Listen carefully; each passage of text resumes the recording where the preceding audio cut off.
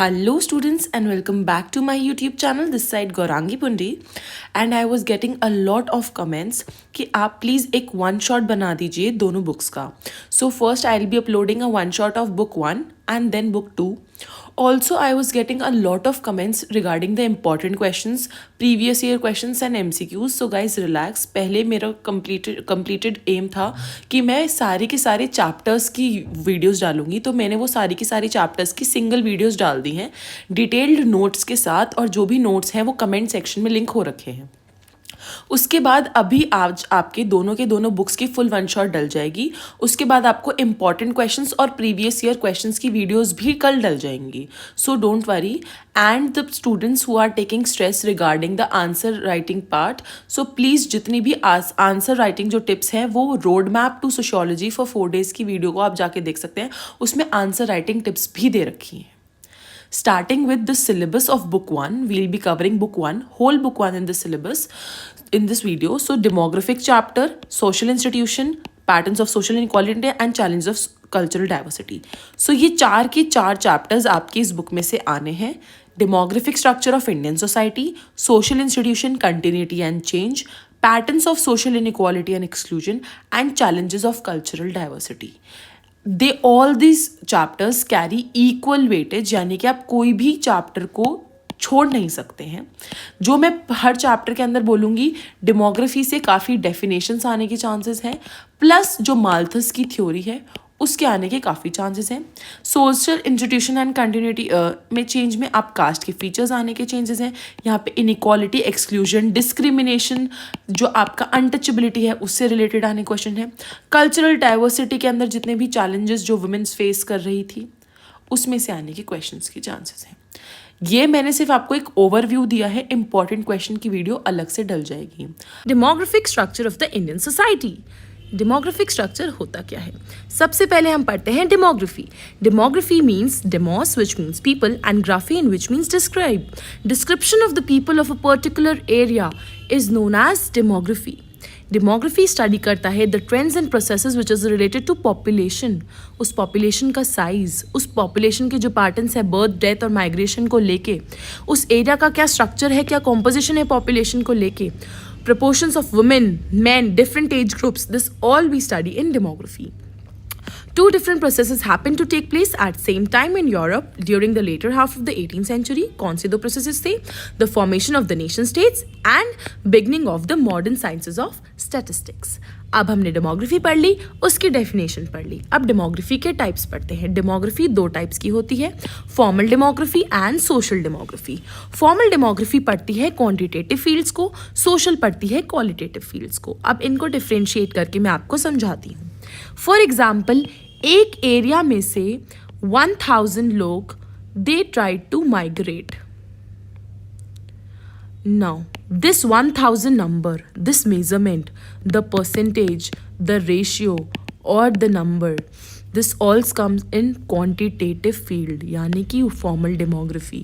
जो measurement है, जो analysis है population change का, population growth का, composition का, ये सब आता है formal demography में. अब social demography में क्या होगा?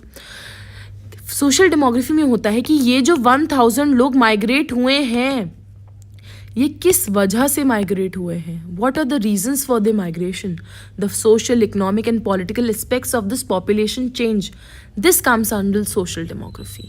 The causes and the consequences, किस वजहों से चेंज हुए, ये कॉजेज हो गए, और उनके माइग्रेशन होने के बाद क्या फ़र्क पड़ेगा, क्या कॉन्सिक्वेंसेज होंगे, this comes under social demography. I hope आपको दोनों तरह की डेमोग्राफी के टाइप समझ आ गए होंगे. अब हम पढ़ते हैं इस चैप्टर का सबसे important topic, the Malthusian theory of population change, जो बोर्ड्स में काफ़ी ज़्यादा फ्रीक्वेंट क्वेश्चन आता है. Now what is the Malthusian theory of population change? Robert Malthus ने एक ऐसे लिखा था पॉपुलेशन के ऊपर. He argued that population trend to grow at much faster rate than the rate at which human subsistence can grow.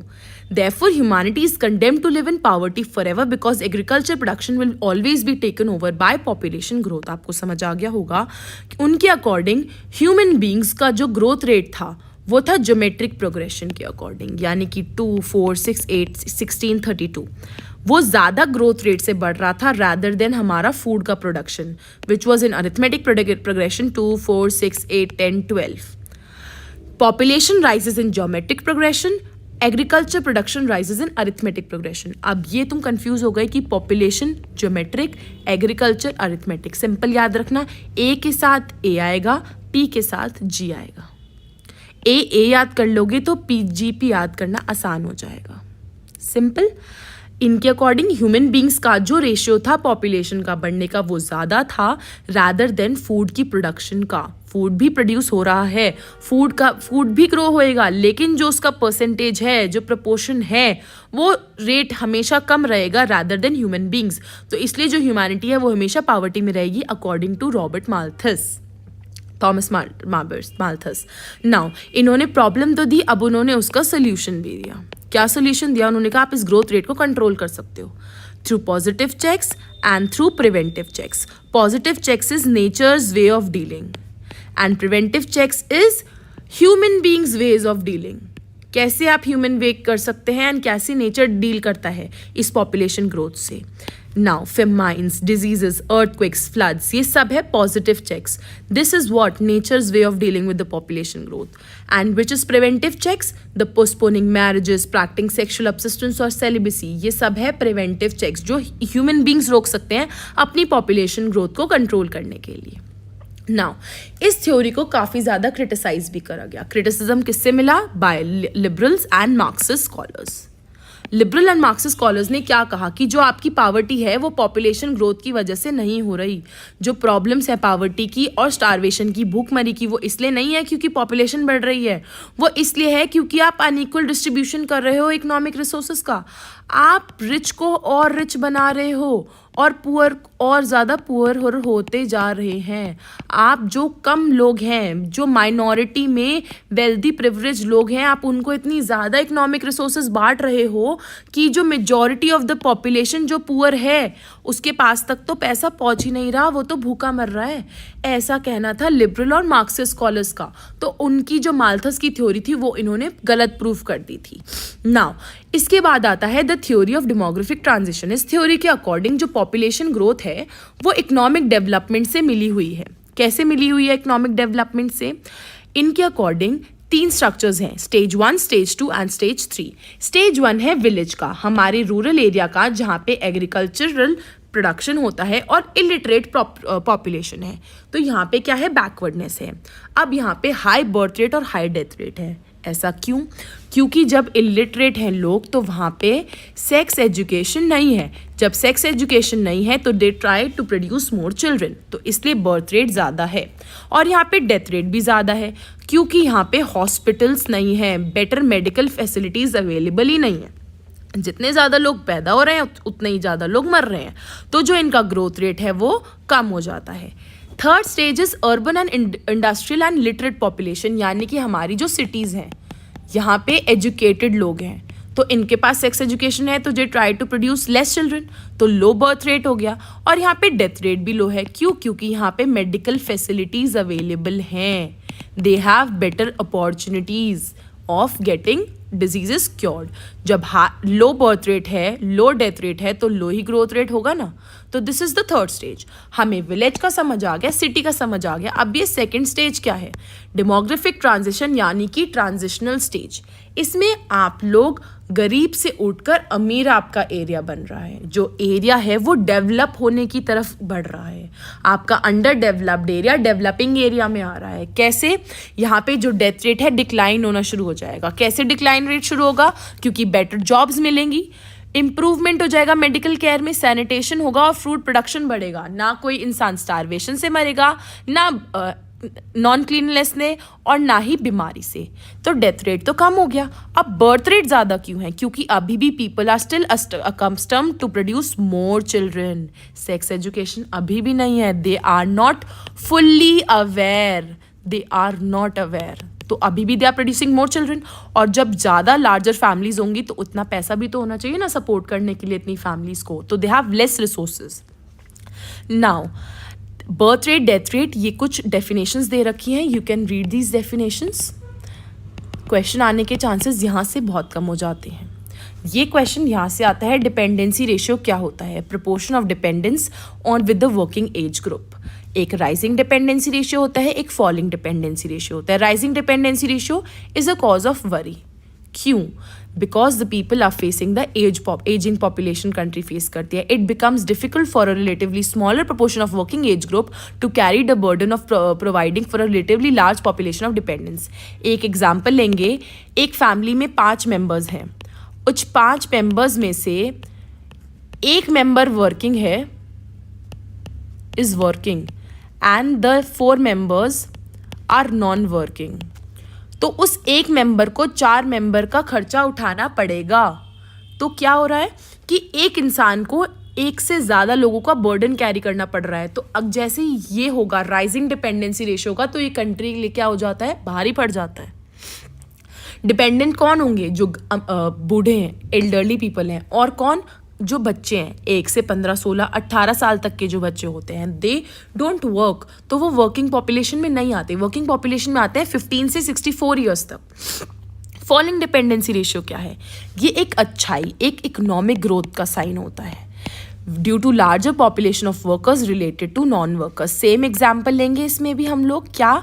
एक family है 5 members की, उसमें 4 लोग वर्क कर रहे हैं और एक नॉन वर्कर है, या फिर 3 लोग वर्क कर रहे हैं और 2 लोग नॉन वर्कर्स हैं। तो क्या होगा, आपको रिलेटिवली कम लोगों का खर्चा उठाना पड़ रहा है। तो आपके पास तो अच्छा खासा कमा सकते हो, खा सकते हो।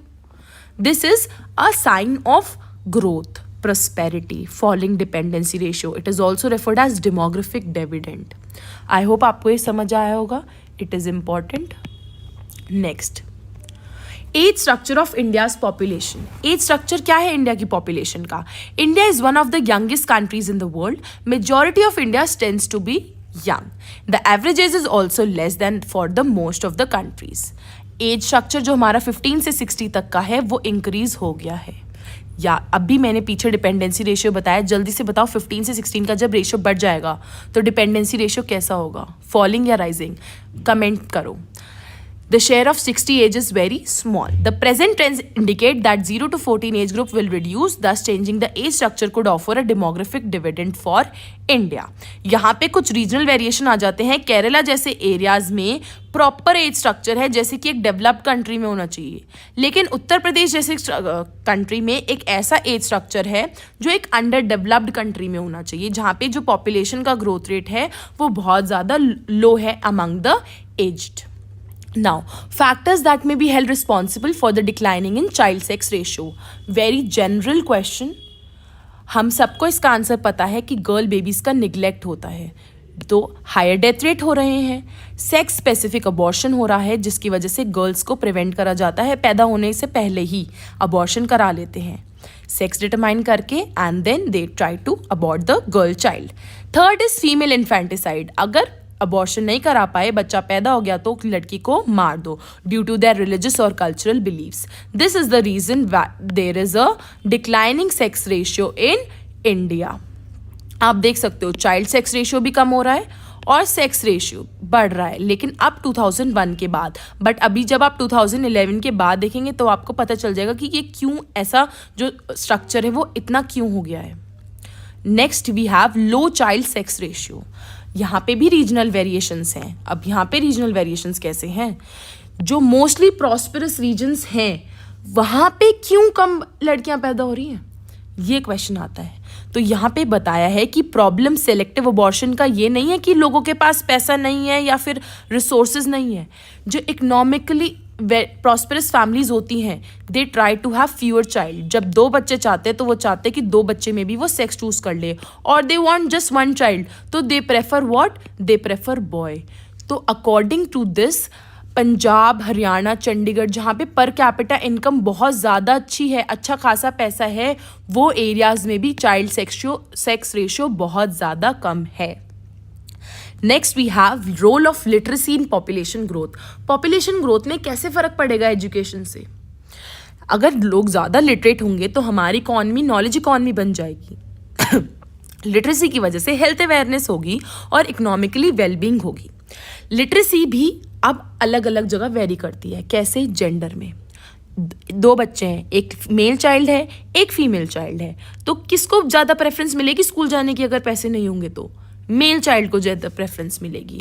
तो फीमेल लिटरेसी बहुत ज़्यादा कम हो जाएगी। रीजन्स में फ़र्क हो जाता है, taking the example of Kerala and taking the example of Bihar. Social groups जहाँ पे SC STs हैं, those who don't have money, enough money to get literate, to get education, तो यहाँ पे लिटरेसी फ़र्क कर जाती है। Now we have rural and urban differences. क्या फ़र्क है रूरल और अर्बन में, एरिया में? क्यों लोग भागे जा रहे हैं अर्बनाइजेशन की तरफ? The mass media and communication की वजह से अब जो अर्बन लाइफस्टाइल है, जो पैटर्न्स है कंजम्पशन के रूरल विलेजेस के, ये सब कहाँ पे आ रहे हैं? ये अब दिखने शुरू कर रहे हैं रूरल और अर्बन एरियाज़ का gap, the bridges, the gap between rural and urban area. तो इसकी वजह से अर्बनाइजेशन की ग्रोथ हो रही है, यानी टाउन्स और सिटीज़ में लोग ज़्यादा जा रहे हैं। Rural population is growing to urban areas. Those who cannot find work, better job opportunities के लिए people are going to urban areas, क्योंकि उनको इतनी जॉब अपॉर्चुनिटीज़ नहीं मिल रही। अब क्यों नहीं मिल रही? रूरल से अर्बन माइग्रेशन होने की वजह से जो कॉमन प्रॉपर्टी रिसोर्सेज हैं, पॉन्ड्स हो गए, फॉरेस्ट हो गए, ग्रेजिंग लैंड्स हो गए, ये अब खत्म होते जा रहे हैं, बिल्कुल वैनिश हो रहे हैं। तो जो थोड़े बहुत बच रहे हैं वो प्राइवेट प्रॉपर्टी में टर्न होते जा रहे हैं। जो अपर क्लास लोग हैं, जो डोमिनेंट कास्ट हैं, सोशियोलॉजी में हमने पढ़ेंगे आगे, वो क्या कर रहे हैं? वो जो है लैंड्स को खरीद लेते हैं। अब तो जो पॉन्ड्स हैं, दे मे रन ड्राई और the fishes die, forest cut हो जाते हैं, तो अब लोगों के पास इन रिसोर्सेज का एक्सेस ही नहीं रहा है। They have to go to market to purchase these things, जो पहले उन्हें फ्री में मिल जाती थी। पहले लकड़ी फ्री में मिल जाती थी, मछली तालाब से फ्री में मिल जाती थी, अब खरीदने जाने पड़ रही है लोगों को। This opportunity for earning the income are limited. Also the income earn करने की जो अपॉर्चुनिटीज़ है वो बहुत ज़्यादा कम होती है, इतनी जॉब्स नहीं मिलती। ये तो थे कुछ इकोनॉमिक रीजंस। अब आते हैं कुछ सोशल रीजंस पे। सबसे पहले रिलेटिव एनोनिमिटी।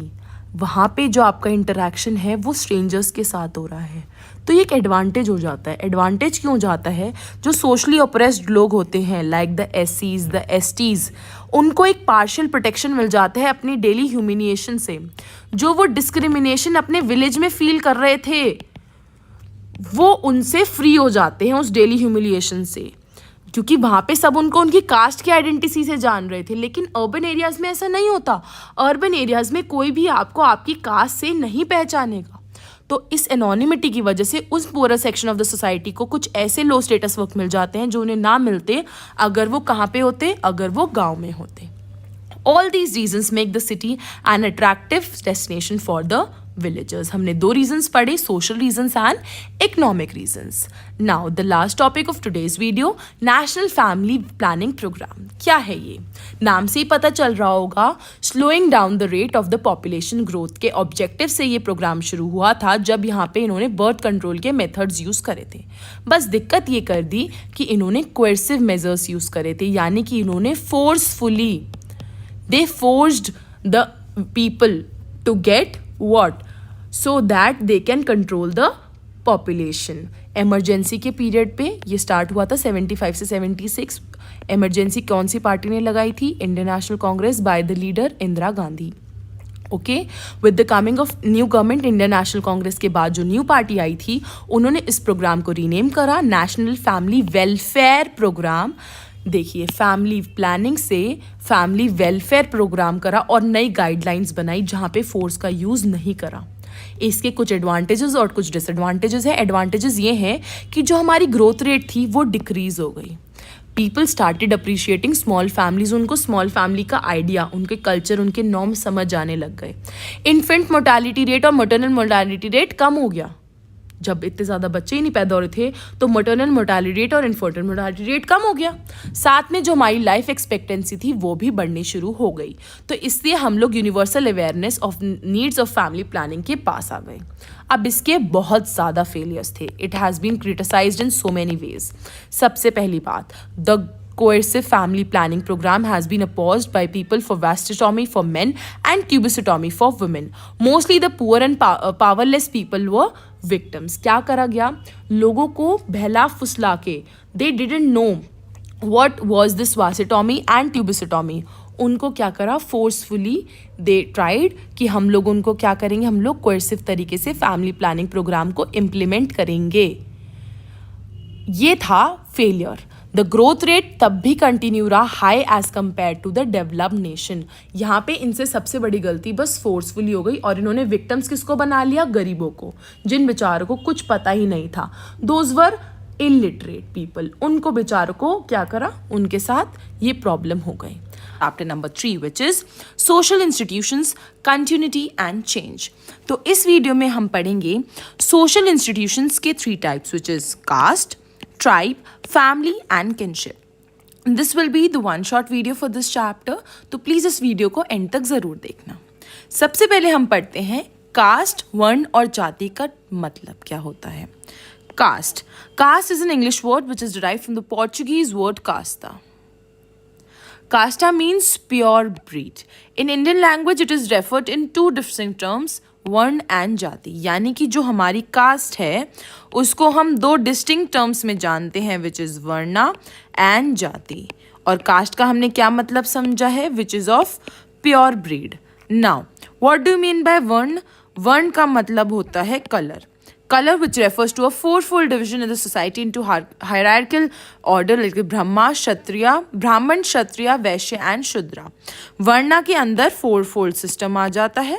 उसके बाद जाति, जाति क्या है? जाति सब classification terms consisting of hundreds or thousands of caste and subcaste। It is a generic terms referring to species of kinds of anything ranging from inanimate objects like plants, animals and human beings। जाति के अंदर हम लोग बहुत ज़्यादा regional और local सब classifications कर लेते हैं। सबसे पहले कास्ट आता है, फिर वर्णा और फिर जाति। वर्णा के अंदर 4 डिविजन्स होते हैं, ब्राह्मण, क्षत्रिय, वैश्य एंड शूद्र। नाउ अब इस जो कास्ट है इसके एक फीचर्स हैं which is very very important, and when I say very important it has been coming in your boards, so it is a PYQ। Now what are the features of caste? सबसे पहले caste is determined by birth. ये तो हमें पता ही है कि जिस caste में आप पैदा होते हैं तो उसी कास्ट के आप हो जाते हैं, यानी कि जिस कास्ट के आपके पेरेंट्स होंगे उसी कास्ट के आप होंगे। जिस कास्ट में a child is born into caste of its parents, so caste is never a matter of choice. कभी भी कोई कास्ट को खरीद नहीं सकता, या किसी की मर्जी हो किसी कास्ट में जाने की तो उसके पास चॉइस नहीं होती कि आप कौन सी कास्ट में जाना चाहते हो। तो दिस इज ऑटोमेटिकली गिवन।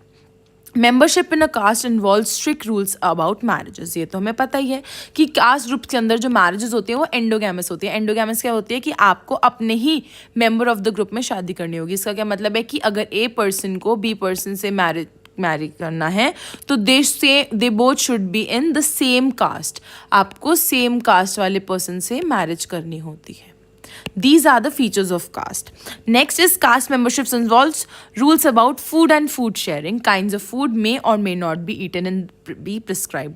इसका क्या मतलब है कि हर कास्ट के अंदर एक डिवीजन हो रखा है कि आपको यही फूड खाना है। These are the rules for your food sharing. इसमें हम एग्जाम्पल दे सकते हैं कि कुछ कास्ट में वेजिटेरियन फूड खाते हैं, कुछ कास्ट में vegetarian and non vegetarian food कुछ खाते हैं, कुछ कास्ट के अंदर you can say onion, garlic ये नहीं यूज़ होता। They don't use these items in their food. So ये क्या है, ये आपकी कास्ट मेंबरशिप के अंदर आता है। These are the rules about food. Next is caste involve system consisting of many caste arrange in hierarchy और रैंक्स एंड स्टेटस। इसका मतलब है कि जो कास्ट सिस्टम है इसके अंदर बहुत ज़्यादा कास्ट होती हैं, कि एक कास्ट के अंदर काफ़ी सारी कास्ट आ रही हैं, जो नेक्स्ट से included a point that there are subdivisions within themselves. This is referred as segmental organizations। यानी कि एक कास्ट के अंदर different कास्ट आ रही हैं। एक ही कास्ट ग्रुप होता है लेकिन उसमें अलग अलग ना रैंकिंग और स्टेटस दे देते हैं कि ये हमारी कास्ट में ऊंची जात के हैं, ये नीची जात के हैं। This is the caste division. Caste वो traditionally link to occupation. Traditionally का मतलब है कि पहले a person born into a caste could only practise the occupation associated with that caste. इसका क्या मतलब है कि अगर आप एक कास्ट में पैदा हुए हो तो एक कास्ट वाले लोग जो ऑक्यूपेशन उनके लिए है वो वही ऑक्यूपेशन करेंगे। इसमें एक एग्जाम्पल देना चाहूँगी मैं ब्राह्मण्स का। जो ब्राह्मण्स हैं they are traditionally they are link to priest work, यानी कि उनको हम लोग प्रीस्ट, टेम्पल्स में प्रीस्ट का काम करते थे वो। तो उनको जो ऑक्यूपेशन, अगर हम कहेंगे कि अगर आप इस कास्ट में पैदा हुए हो तो आप ब्राह्मण ही बनोगे, अगर आप क्षत्रिय कास्ट में पैदा हुए हो तो आपको वॉरियर ही बनना पड़ेगा। This is the traditional linkage of caste to occupation. अब एक थ्योरेटिकल इंटरप्रेशन भी थी कास्ट की। This is a caste combination, दो सेट का था, differences and separation, holism and hierarchy. Differences और सेपरेशन में ये बता रखा था कि जो हमारे स्क्रिप्चुरल रूल्स हैं उसमें रेंजिंग है मैरिज, फूड शेयरिंग, ऑक्यूपेशन, जिससे कि जो कास्ट की मिक्सिंग होती है वो बच जाती है कि हर के अलग अलग रूल्स हैं, हर के अलग अलग फूड शेयरिंग के लिए, ऑक्यूपेशन के लिए, तो हर कास्ट अलग से डिफरेंशिएट भी हो सकती थी और सेपरेट भी हो सकती थी। और एक था होलिज्म एंड हायरार्की, जिसके अंदर जो हायरार्कल डिवीजन कर रखा है कास्ट में वो इस बेसिस पे कर रखा है प्योरिटी एंड पोल्यूशन की वजह से। प्योरिटी एंड पोल्यूशन मतलब कि एक कास्ट जो बहुत ज़्यादा क्लीन है और एक कास्ट जो बहुत ज़्यादा पोल्यूटेड है। ये अपर कास्ट और लोअर कास्ट के बीच का डिफरेंस है। Again I am saying this is all traditionally, यानी कि हम एंशियंट इंडिया की बात कर रहे हैं, ये वो वाला टाइम की बात है, the theoretical representation. Now this is colonialism and caste. Now colonialism यानी कि जब ब्रिटिश इंडिया में आए थे, institution of caste underwent major changes, बहुत ज़्यादा चेंजेस हुए थे हमारी कास्ट सिस्टम में। Caste has been shaped as a result of colonial period and changes brought about in independent India, यानी कि कॉलोनियल पीरियड से इंडिपेंडेंट इंडिया के बीच में जो चेंजेस थे। तो सबसे पहले जो ब्रिटिश थे उन्होंने एक सर्वे करा था, मेथोडोलॉजिकल एंड इंटेंस सर्वे, सारी ट्राइब्स का और सारे कास्ट का, ये जानने के लिए कि वो हमारे इंडिया को कैसे गवर्न कर सकते थे। जब तक वो हमारे लोगों के बारे में नहीं जानेंगे, कितने पॉपुलेशन है, जो हमने डेमोग्राफी में पढ़ा था ना, नंबर ऑफ द पॉपुलेशन। अब ये नंबर ऑफ द पॉपुलेशन में ये जानना चाहते हैं कि कौन से लोग कौन सी कास्ट के हैं, कौन से ट्राइब के हैं। तो ऐसा जो पहला सर्वे हुआ था उसको हर्बर्ट रिस्ले ने 1901 में ही did it, and it is very important क्योंकि ये 1 मार्क में बहुत बार आता है। Thus caste began to be counted and recorded। सबसे पहला 1901 Herbert Risley he did the first such survey।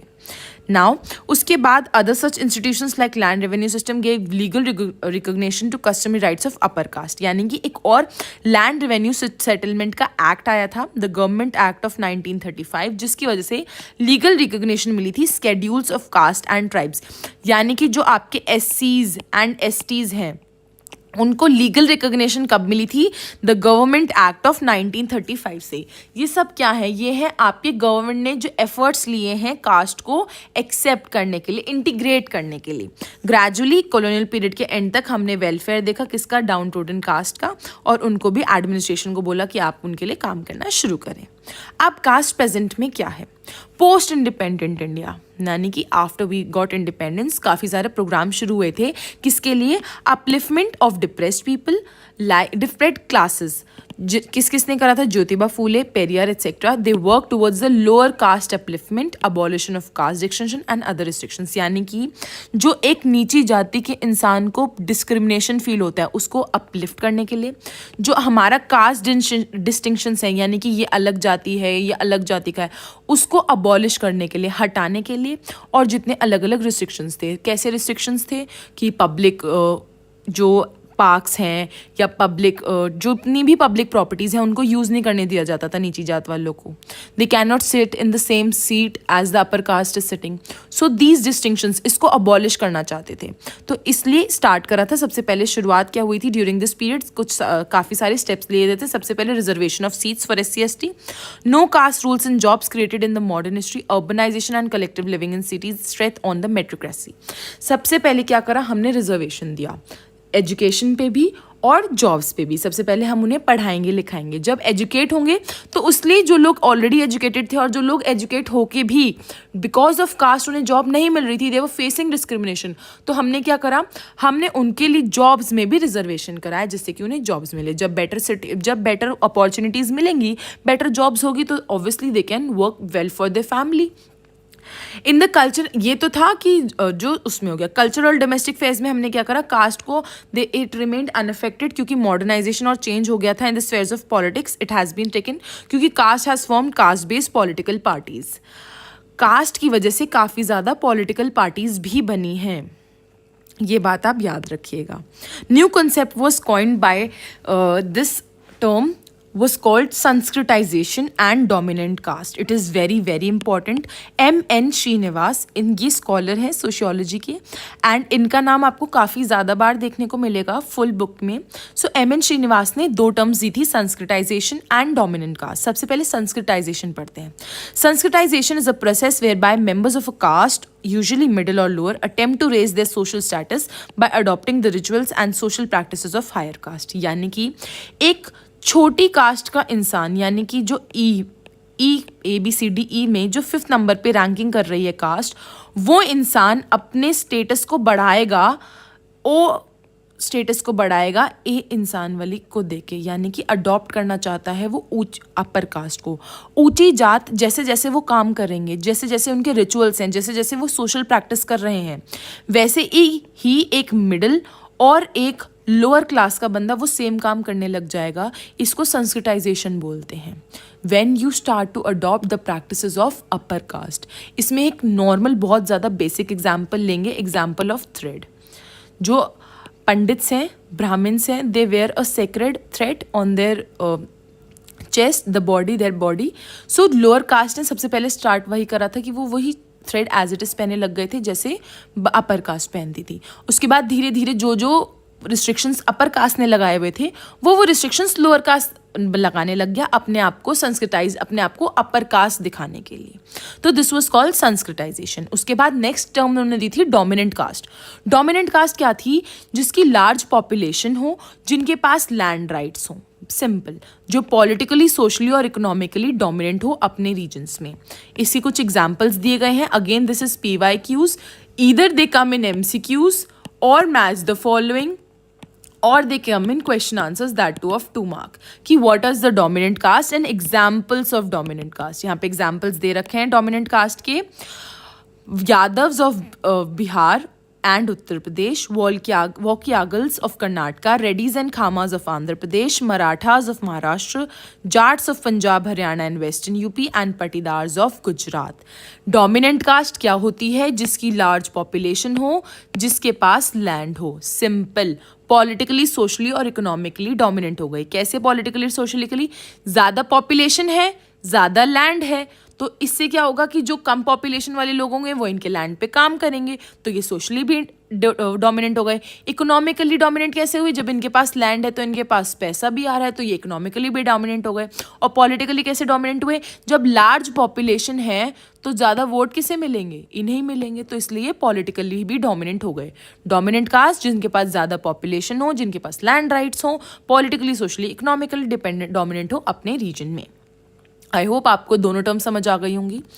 Now in the contemporary period, contemporary का मतलब आप आज के जो चेंजिंग टाइम है उसमें जो कास्ट है it has been tended to become invisible for the upper caste, urban middle class and upper class and more visible for the lower cast.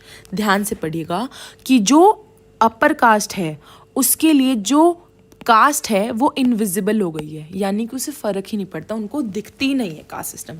लेकिन जो लोअर कास्ट है उनके लिए बहुत ज़्यादा विजिबल है कास्ट सिस्टम. क्यों? अब हम ये पढ़ेंगे कैसे.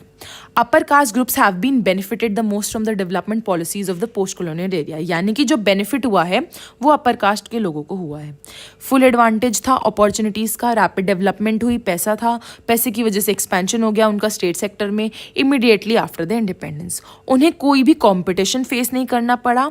दे हैड नो, और उनकी प्रिविलेज की वजह से उनको they have consolidated into second and third generation. For this group caste plays no part in the public life. उनकी पब्लिक लाइफ में कास्ट कोई रोल प्ले नहीं करती. क्यों?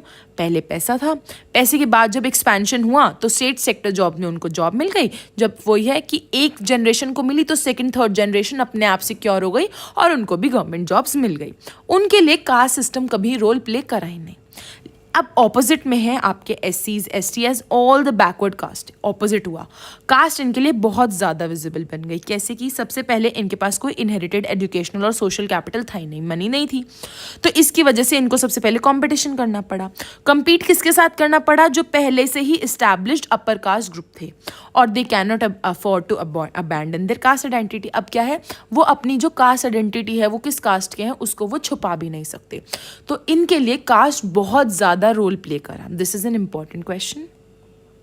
कि अपर कास्ट के लिए कास्ट उन्हें कभी दिखी नहीं और लोअर कास्ट कभी अपना पीछा कास्ट से छुड़ा ही नहीं पाए. Now, tribal communities, the oldest inhabitants of the subcontinent. Tribes were the communities that did not practice a religion with a written text. They did not have a state or political form of the formal kind, did not have sharp class divisions, and they did not have caste distinctions. अब tribe और cast में क्या फ़र्क होता है?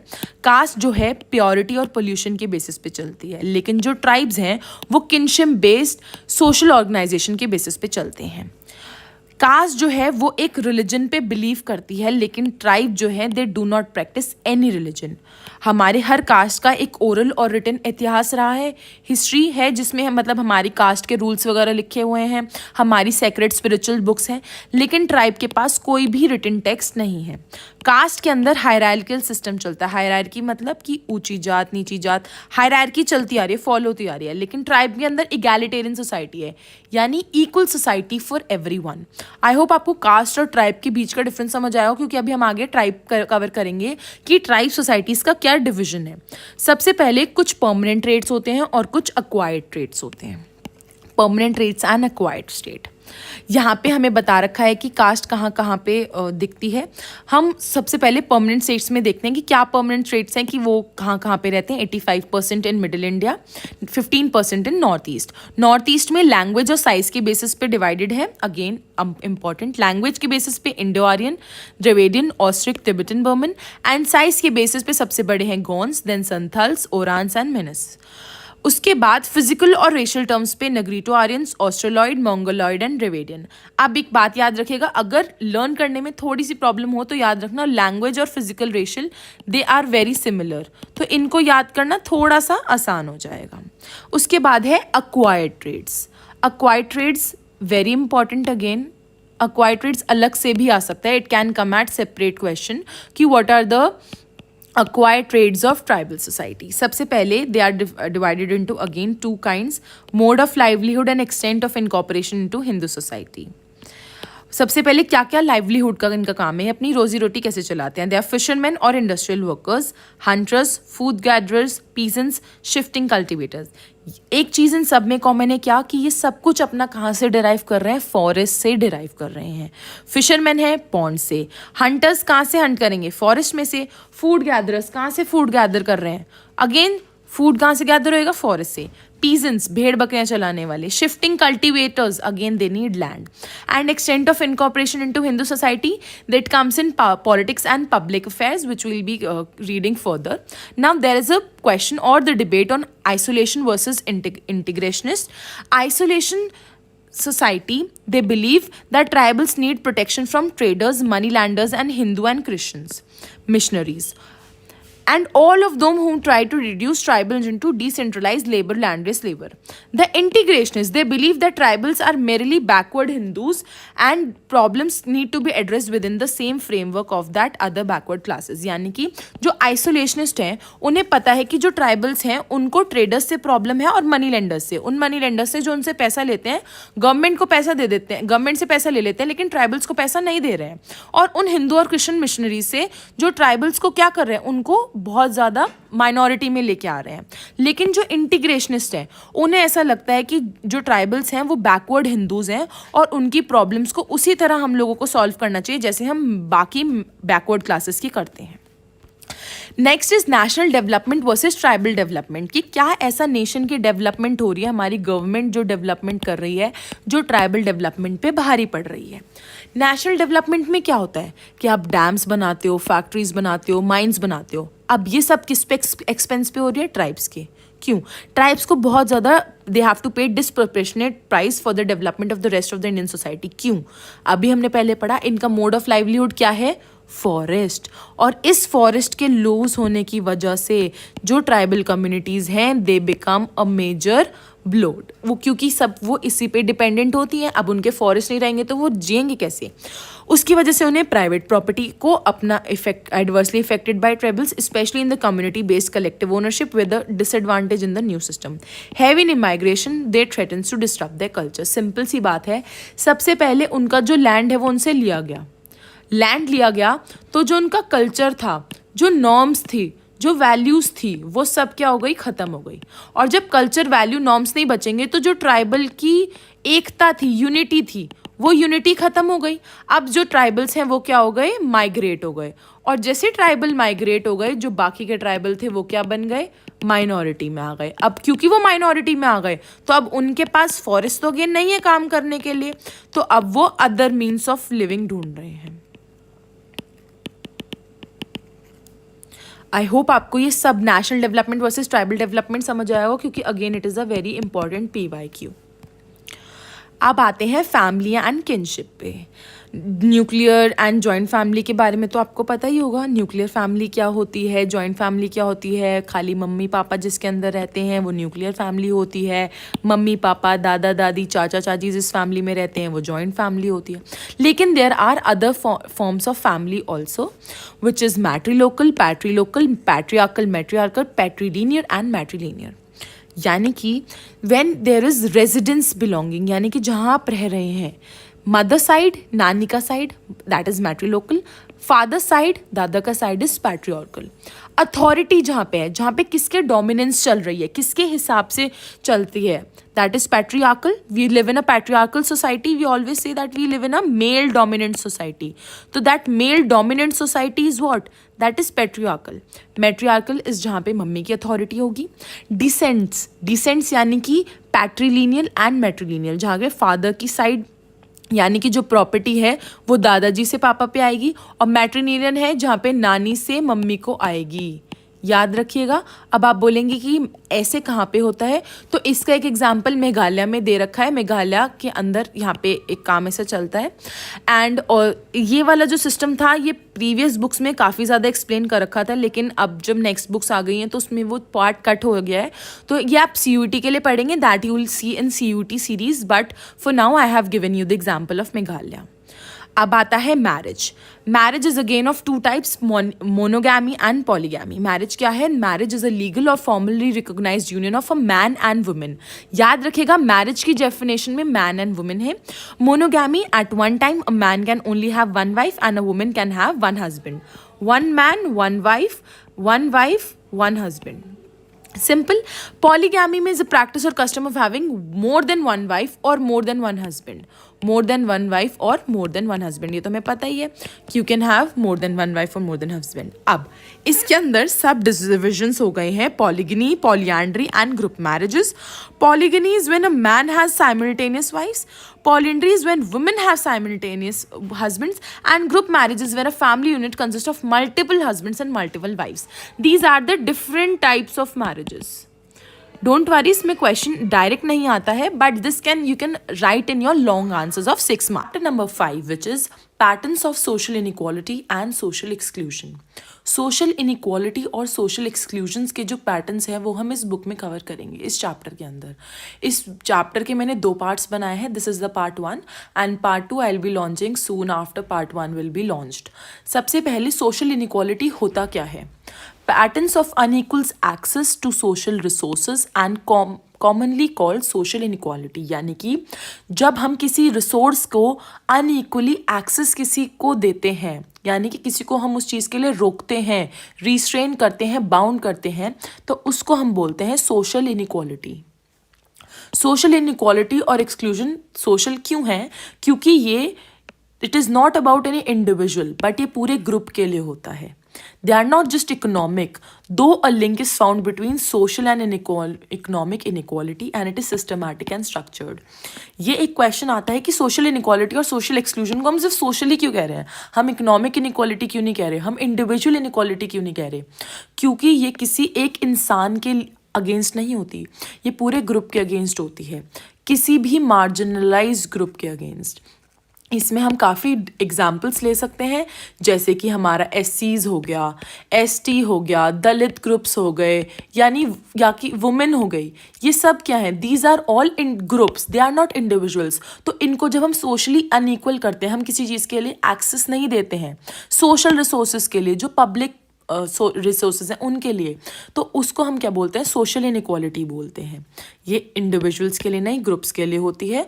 और ये social और इकोनॉमिक इनइक्वालिटी में एक लिंक पाया जाता है। ये खाली इकोनॉमिक नहीं होती, सोशल भी होती है। जैसे दलित्स हैं, what we say Dalits, which are economically not advanced और which are backward in this sense. तो इकोनॉमी भी इसके साथ क्या कर रही है, कनेक्ट कर रही है। और ये पूरी सिस्टमैटिक और स्ट्रक्चर्ड होती है, यानी कि एक पूरी हायरार्की फॉर्म हुई हुई होती है कि किस बेसिस पे हम किसको कितना डिस्क्रिमिनेट करेंगे, कितना कौन कितना सोशली इनएक्सेसिबल है किसी चीज़ के लिए। अब मैं बार बार सोशल रिसोर्सेज बोले जा रही हूँ, ये सोशल रिसोर्सेज होती क्या है। तो कुछ सोशल रिसोर्सेज के एग्जाम्पल्स हैं। सबसे पहले economic capital, cultural capital and social capital.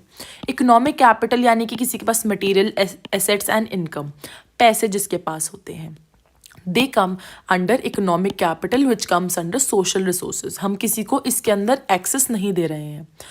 Cultural capital, educational qualification and status, हम किसी को कल्चरली कैपेबल, हम उनको एक्सेस नहीं दे रहे हैं। जैसे कि कहीं जगहों पे the lower caste is not allowed to enter, तो हम उनको कल्चरली वहाँ पे वो उनको हम पढ़ने ही नहीं दे रहे हैं। जब वो पढ़ ही नहीं पाएंगे, when there will be they will not be having any educational qualification, तो वो इकोनॉमिक कैपिटल यानी कि वो पैसा कैसे कमाएंगे, मटेरियल एसेट इनकम तो उनकी होगी ही नहीं। और सोशल कैपिटल होता है network of contact and associations. ये जब ना ये पढ़ पाएंगे, जब ये पढ़ नहीं पाएंगे तो ये कुछ कमा नहीं पाएंगे, तो इनके सोशल नेटवर्क कैसे बनेंगे। These are all interlinked and this is called social resources. और इसका जो अनइक्वल एक्सेस होता है उसको हम बोलते हैं सोशल इनइक्वालिटी। आई होप आपको सोशल इनइक्वालिटी समझ आया होगा। अब आता है सोशल एक्सक्लूजन क्या होता है। सोशल तो हमें पता चल गया, which is not individual but against any group. Exclusion क्या होता है। Exclusion refers to a way in which individuals में become cut off from involvement in to the wider society. Exclude कर देना, एलिनेट कर देना। इट प्रिवेंट्स इंडिविजुअल्स और groups from participating fully in the economic, social and political life of the society in which they live. हम उनको exclude कर देते हैं, एलिनेट कर देते हैं, इग्नोर कर देते हैं, कट ऑफ कर देते हैं, उनको सोसाइटी से हटा देते हैं। ये एक कंबाइंड आउटकम है डेप्रिवेशन और डिस्क्रिमिनेशन का, यानी कि कोई डिप्राइव कर रहे हैं, हम किसी को किसी चीज़ के लिए मना कर रहे हैं, रोक रहे हैं, रिस्ट्रेन कर रहे हैं। When we are restraining someone. Social exclusion is structural not accidental. याद रखिएगा, ये पूरे के पूरे एक हायरार्किकल सिस्टम चलता आ रहा है। जैसे तुम्हारे ब्राह्मण, क्षत्रिय, शूद्राज, वैश्याज एक हायरार्किकल सिस्टम है, ऐसे ही सोशल एक्सक्लूजन भी एक हायरार्किकल सिस्टम है। It is a result of social processes and institutions rather than individual action. ये किसी एक पर्सन, ए पर्सन से बी पर्सन के बीच में नहीं है, ये एक A group to a C group के लिए है। ये एक पूरे इंडिविजुअल प्रोसेस को रोककर एक पूरे सोशल एंड इंस्टीट्यूशनल प्रोसेस बन गया है। और याद रखिएगा, इट इज़ वॉलंटियरली, यानी कि जो एक्सक्लूजन होती है, it is practice regardless of the wish of those persons who are excluded. कोई चाहेगा कि वो डिस्क्रिमिनेट हो, कोई चाहेगा कि आप उसको डिप्राइव करें पब्लिक वेल्थ यूज़ करने के लिए या पब्लिक रिसोर्सेज यूज़ करने के लिए, कोई भी नहीं चाहता कि आप उनको रोकें। तो ये इनवॉलंटरी है, सॉरी, इट इज़ इनवॉलेंट्री। बिना किसी की फ्री विल के आप उसे डिप्राइव कर रहे हैं, आप उसको डिस्क्रिमिनेट कर रहे हैं। एक एग्जाम्पल दूंगी, rich people are never found sleeping on the pavements और under bridges like thousands of homeless people in the cities and towns. इसका ये मतलब नहीं है कि रिच अपने आप को एक्सक्लूड कर रहे हैं पेवमेंट्स और पार्क बेंचेस के लिए, because they could certainly gain access if they wanted but they choose not to. इसमें एक बहुत ईजी और अजीब सा एग्जाम्पल आपके एनसीईआरटी में दिया हुआ है कि जो अमीर लोग हैं वो चाहे तो वो आपके ये जो पेवमेंट्स होते हैं, यानी कि जो रोड की साइड में जगह होती है ब्रिजेस के नीचे, वो जाके वहाँ पे सो तो सकते हैं ना। अब ये वो खुद को ये तो नहीं कहेंगे कि हम अपने आप को सोशली एक्सक्लूड कर रहे हैं, कि हम ये पब्लिक प्लेसेस यूज़ नहीं कर रहे हैं। वो चाहे तो उसको सर्टेनली उसको एक्सेस पा सकते हैं, बट वो चूज़ नहीं कर रहे हैं वैसी ज़िंदगी जीना जैसे कि एक गरीब आदमी जीता है। नाउ सोशल स्ट्रैटिफिकेशन क्या होता है, ये न्यू टर्म है स्ट्रैटिफिकेशन। आपने एक्सक्लूजन इनइक्वालिटी 11th में पढ़ा था, 11th में पढ़ा था, लेकिन 12th के अंदर ये स्ट्रैटिफिकेशन नई चीज़ आ जाती है। It is a system in which category of people are ranked in a hierarchy in a society. This is called a system of structured inequalities. यानी कि एक पूरा का पूरा स्ट्रक्चर बनेगा on how a person, a society or individual of a society or a group of society are ranked hierarchy के basis पे। याद रखिएगा, it is a characteristic of society, not simply a function of individual difference. मुझे एक इंसान पसंद नहीं है तो मैं उसको अपने से नीचे रैंक नहीं कर सकती, इंडिविजुअल के बेसिस पे नहीं होता। लेकिन ये सोसाइटी के बेसिस पे कैसे होता है कि एक रिलीजन दूसरे रिलीजन को सोशली स्ट्रैटिफाई कर देता है, उसको उनको बोलते हैं कि हम आपको रैंक कर रहे हैं हायरार्की में नीचे की तरफ। It persist over generation. याद रखिएगा कि ये जनरेशन से जनरेशन परसिस्ट होता है।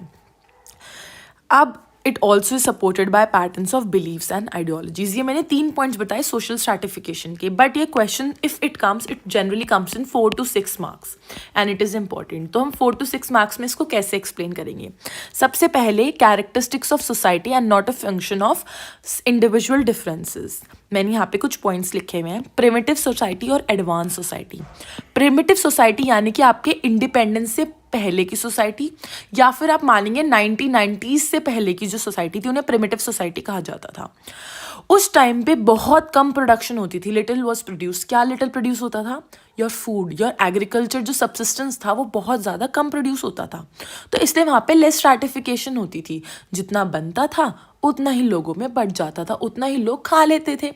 जैसे कि 5 किलो बना, 2 किलो अपने घर रख लिया, 1 किलो एक पड़ोसी को दे दिया, 1 किलो एक पड़ोसी को दे दिया, तो बहुत कम स्ट्रैटिफिकेशन होती थी। लेकिन अब जो एडवांस सोसाइटी आ गई है, आज की जो सोसाइटी आ गई है, उसमें आपकी जो प्रोडक्शन हो रही है वो बहुत ज़्यादा हो रही है, सरप्लस में प्रोडक्शन हो रही है, यानी कि आई कांट इवन सेल कितने क्वांटल में प्रोडक्शन हो रही है। तो अब यहाँ पे क्या हो जाता है? यहाँ पे हो जाती है अनइक्वल डिस्ट्रीब्यूशन। अब यहाँ पे खुद के लिए तो ज़्यादा रख रहे हैं और अपने ही रिच फ्रेंड्स को देना चाहते हैं, अपने ही रिच नेबर्स को देना चाहते हैं। सोशली उन्होंने स्ट्रैटिफाई कर दिया कि ये जो सी और डी वो है ग्रुप्स, इनको हम लोग अपनी स्ट्रैटिफिकेशन से दूर रखेंगे, इनको हम कुछ भी नहीं देंगे। ये सोसाइटी का एक तरीका है कि दे थिंक कि हम लोग अपने डिफरेंसेस को खाने की चीज़ों से, एग्रीकल्चर सब्सिस्टेंस से, प्रोडक्शन से, ये लोग जो कर रहे हैं स्ट्रैटिफिकेशन कर रहे हैं। सेकंड पॉइंट था, इट परसिस्ट ओवर जनरेशन। अब ये जनरेशन से कैसे चलता आ रहा है? जनरेशन का मतलब होता है कि एक उससे दूसरी शिफ्ट होना, link to family and inheritance. Within caste system, birth dictates occupational opportunity. Endogamy, which is marrying within the caste, and this does blurring out the caste lines, that is intercaste marriage. अब क्या है, इसको मैं explain करूँगी कि जो generations हैं जो फैमिली के इनहेरिटेंस पे चल रही हैं, किसी के पापा पे और उनके दादाजी पे, उनकी जनरेशन्स में काफ़ी प्रॉपर्टी थी, उन्होंने इनहेरिट करी, ठीक है। या और यहाँ पे एक एग्जांपल दे रखा है कि जो हमारी कास्ट सिस्टम है, हमने कास्ट के फीचर्स पढ़े थे लास्ट टू लास्ट चैप्टर में, if you remember, and if not then do watch the video of that chapter once, because all these chapters are interlinked. तो जो कास्ट सिस्टम है उसके अंदर हमारा जो बर्थ है, इट डिक्टेट्स ऑक्यूपेशनल अपॉर्चुनिटी, यानी कि अगर आपके पापा बिजनेसमैन हैं तो इट इज़ ऑफन थिंग कि आप भी बिजनेस ही करेंगे। आज के टाइम की बात नहीं कर रही हूँ, ये पहले के टाइम की बात हो रही है। अगर आप क्षत्रिय फैमिली से बिलोंग करते हैं, if your father was a warrior, you should also become a warrior. तो जो आपकी स्ट्रैटिफिकेशन हो रही है, डिविजन हो रहा है कैटेगरी के अंदर, रैंकिंग हो रही है, वो आपके ऑक्यूपेशन के बेसिस पे हो रही है। तो ये एक परसिस्ट ओवर जनरेशन करता है कि अगर आपके पापा प्लम्बर थे तो आप भी प्लम्बर बनेंगे, वो आर्टिसन थे आप भी आर्टिसन बनेंगे, वो किसी के खेत में काम करते थे आप भी किसी के खेत में काम करेंगे। That depends. अब यहाँ पे एक और चीज़ दे रखी है कि हम लोग कास्ट सिस्टम के अंदर हमने एक और चीज़ पढ़ी थी जिसे कहते हैं एंडोगैमी। एंडोगैमी का मतलब होता है कि कास्ट के अंदर ही शादी करना। तो अब इसके अंदर भी एक और चीज़ हो रही है कि आप बाकी सारी कास्ट को तो ब्लर आउट ही करे जा रहे हो, आपकी जो कास्ट की लाइन्स थी वो ख़त्म होती जा रही है। लेकिन आज के टाइम पे now there are inter caste marriages which are blurring the caste lines. Now caste lines को ब्लर करके अब आप एक इंडिविजुअल दूसरे इंडिविजुअल से इंटरकास्ट मैरिज करने लग गया है। लेकिन पहले के टाइम पे it was endogamy which caste still prefer, but now individuals have different perspectives and that's why they don't go for endogamy, they prefer intercaste marriages. The third point is it is supported by patterns or beliefs or the ideology. आपकी ऐसी सोच है, you believe this, जैसे कि in the caste system हम लोग believe करते हैं पोल्यूशन और प्योरिटी पे। हमने डिवाइड कर रखा है कि जो दलित हैं वो पोल्यूटेड कास्ट है और जो ब्राह्मण्स हैं वो प्योर कास्ट है।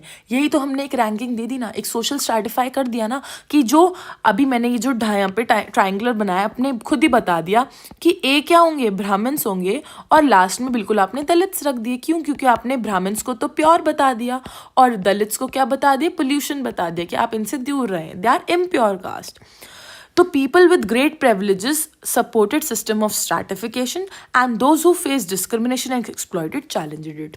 तो यही social stratification का आप लास्ट में कंक्लूजन लिख सकते हैं कि जो लोग जिनके पास पैसे थे, they had privileges, वो इसको तो सपोर्ट ही करते थे कि हाँ जी हमें तो स्ट्रैटिफिकेशन बिल्कुल ठीक लग रहा है क्योंकि हमें तो प्रिविलेजेस मिल रही हैं, we are gaining more access to social resources. लेकिन जो डिस्क्रिमिनेशन फील करते थे, जो एक्सप्लॉइट हो रहे थे, जो लोअर कास्ट थे, जिनको हम पोल्यूशन कह रहे थे या फिर हम जिन्हें अनइक्वल एक्सेस दे रहे थे, वो इसको चैलेंज करने लगे। They started questioning the system of social stratification. Next topic which comes is prejudice. What do you mean by prejudice? I hope you have already often heard this term before.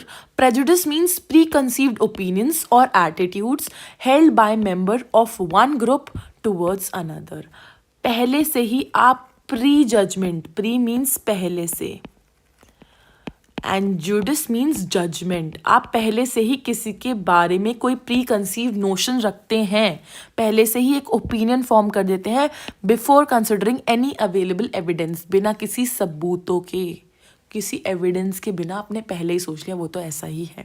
It is a pre conceive view that are often based on hearsay rather than direct evidence. कहीं सुनी बातों पे आपने मान लिया rather than direct evidence. Ideas that are resistance to change even in the face of new information. और ये ऐसे आइडियाज होते हैं जो चेंज भी नहीं होते। इसमें एक बहुत सिंपल एग्जाम्पल दूंगी। आप स्कूल में आपका फर्स्ट डे है एंड आपकी सीनियर से या किसी दोस्त से पता चलता है कि ये टीचर तो बहुत ज़्यादा स्ट्रिक्ट है। पहले से ही आपके दिमाग में एक प्री जुडिस यानी कि एक प्री कंसीव नोशन बन गया कि ये टीचर तो स्ट्रिक्ट ही है। उसके बाद अगर आप उसकी क्लास में चले भी जाओगे और उसने अगर आपको प्यार से भी बोल दिया तो भी आपके दिमाग में बैक डाउन हेड आपके यही रहेगा कि मेरा प्री नोशन उसका बना हुआ है, एक ओपिनियन फॉर्म हो रखा है कि ये टीचर तो स्ट्रिक्ट ही है। तो ये प्री जुडिस होता है, यानी एक प्री कंसीव नोशन। यहाँ पे आप कास्ट लाइन्स भी ला सकते हैं as you are in sociology, gender के बेसिस पे कि वुमेन ये काम नहीं कर सकती, ये आपका एक प्री कंसीव्ड नोशन है। कहीं लिखा है कि वुमेन ये काम नहीं कर सकती। कास्ट के बेसिस पे you are excluding one caste from entering into a temple of another. Is there, it is written anywhere that you can't enter them or you can't allow them to enter. So this is all what prejudice. And prejudice is basically linked to stereotypes. Stereotypes are fixed and they are inflexible characteristics of a group or of people. Stereotypes are often applied to ethnic and racial groups and to women. वही जो मैंने अभी example दिया, ये किसी की ethnicity पे believe करते हैं, किसी की रेशियल ग्रुप्स और वुमेन, ये बेसिकली स्टीरियोटाइप्स ऐसे ही बने हुए होते हैं। अभी मैंने बोला women can't do this work, this is a stereotype. And stereotypes are grounded in prejudices. Stereotypes fix whole groups into a single homogeneous categories. इससे क्या मतलब है कि पूरा का पूरा ये एक वुमेन नहीं देखेंगे, ये देखेंगे कि सारी की सारी वुमेन एज वन, सारे के सारे सिंगल को एक कैटेगरी में डिवाइड इंक्लूड कर लेंगे. And they refuse to recognise the variation across individuals and across context और अक्रॉस टाइम्स. यानी कि अगर एक वुमेन ने किसी के साथ कुछ बुरा कर दिया, गलत कर दिया, जैसे कि कार एक्सीडेंट में वो जो मीम काफ़ी वायरल जाता है वुमेन का, तो कार एक्सीडेंट एक औरत ने कर दिया तो तुम सारी की सारी वुमेन को ऐसे ही देखोगे कि किसी और वुमेन को ड्राइविंग करनी आती ही नहीं है. So this is what, this is a stereotype. No, have you seen all the women driving? That's the question. Then this is also related to discrimination. Discrimination refers to actual practice behavior towards another group, disqualifying a group from the opportunities open to others. Discrimination can be very hard to prove because it may or may not be open. Discrimination का मतलब होता है भेदभाव करना. जब आप किसी को किसी से रोक रहे हैं, एक बिहेवियर एक ग्रुप के लिए अलग और एक ग्रुप के लिए अलग, आप एक ग्रुप को डिस्क्वालीफाई कर रहे हो, डिस्क्रिमिनेट कर रहे हो वो चीज़ करने के लिए जो बाकियों के लिए तो आपने ओपन रख रखी है. और कभी भी आप डिस्क्रिमिनेशन को प्रूव नहीं कर सकते क्योंकि ये कभी भी ओपन नहीं होता, यानी कि कभी बताया नहीं जाता कि हम आपको डिस्क्रिमिनेट कर रहे हैं.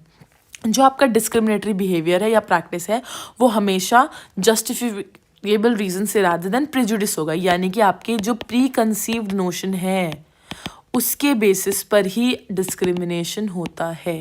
एक एग्जाम्पल दे रखा है, a person is refused at job because of his और her caste may told that he or she was less qualified than other as the selection was done purely on merit। यानी कि जो ये example है कि it is hard to prove, एक person जो एक लोअर कास्ट का है उसको ये बोल के नहीं हटाएंगे जॉब से या मना कर देंगे कि भाई आप तो लोअर कास्ट के हो, we don't allow lower caste in our form और ऑफिस, बट वो आपको ये बोल देंगे कि जो आपकी क्वालिफिकेशन थी ना वो कम थी रादर देन अलग से, हमने आपको मेरिट के बेसिस पे रिजेक्ट करा है, ना कि आपकी कास्ट के बेसिस पे।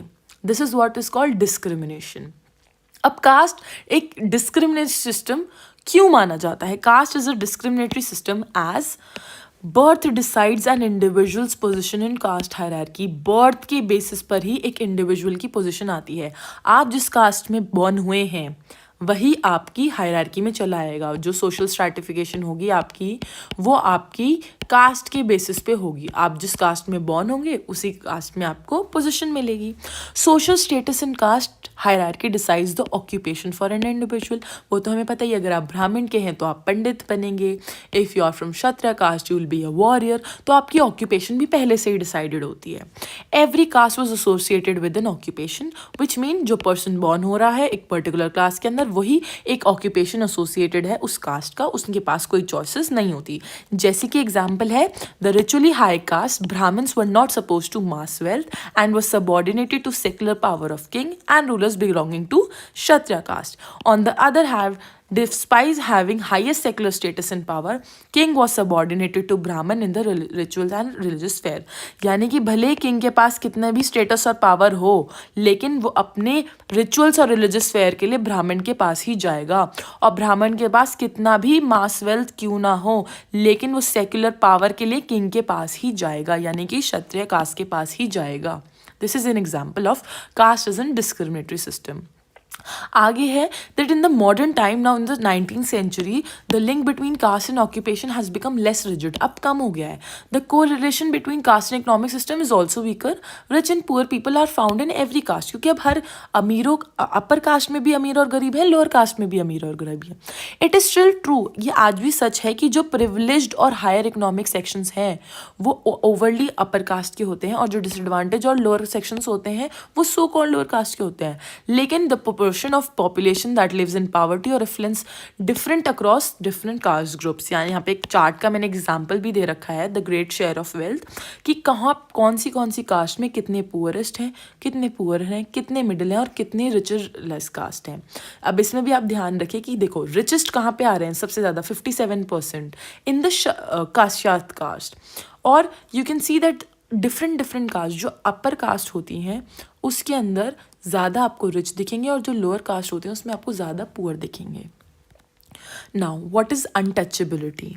Untouchability prescribes strong social sanctions against member of the caste located at the bottom of purity per pollution scale। एक ऐसी कास्ट जो प्योरिटी और पोल्यूशन के स्केल पे सबसे नीचे आती है, दैट आर कॉल्ड अनटचेबल्स। और अनटचेबल्स को एक टर्म दिया गया था in Indian language the Dalit. Dalit, which means downtrodden and conveys the sense of oppressed people. The so-called untouchables have been referred to by collectively many names over the centuries, but Mahatma Gandhi, इसको आप point को learn करेंगे कि महात्मा गांधी ने term दिया था Harijans, which means children of God, to counter the pejorative charge carried by caste names. कि आप डिफरेंट कास्ट नेम्स दे रहे हैं, इससे बेटर हम इन्हें हरिजन्स कहेंगे, यानी कि चिल्ड्रन ऑफ गॉड। अब इंडियन लैंग्वेज में हम लोग दलित टर्म यूज़ करने लग गए हैं, विच मीन्स यानी कि जो डाउनट्रोडन होते हैं, जिन्हें हम ऑप्रेस्ड फील कराते हैं। उसके बाद अभी इन द कंटेम्प्रेरी टाइम एक दलित पैंथर्स करके एक रेडिकल ग्रुप आया है जो वेस्टर्न इंडिया में 1970s में आने लग गए हैं। ये इनका जो एजेंडा है वो क्या है? देयर एजेंडा और the goal is to assert the identity as a part of the struggle for right and dignity. यानी कि जो डिस्क्रिमिनेशन वो फील कर रहे हैं, जो पॉल्यूशन प्योरिटी का जो स्केल चल रहा है, ये क्यों है, इतना डिविजन क्यों है, उनकी आइडेंटिटी के लिए, उनके राइट्स के लिए, स्ट्रगल के लिए दलित पैंथर्स एक ग्रुप बन के आ गया है वेस्टर्न इंडिया के अंदर अपनी आइडेंटिटी को बचाने के लिए। अब ये जो अनटचेबिलिटी हमने पढ़ा, इसके कुछ डायमेंशंस होते हैं.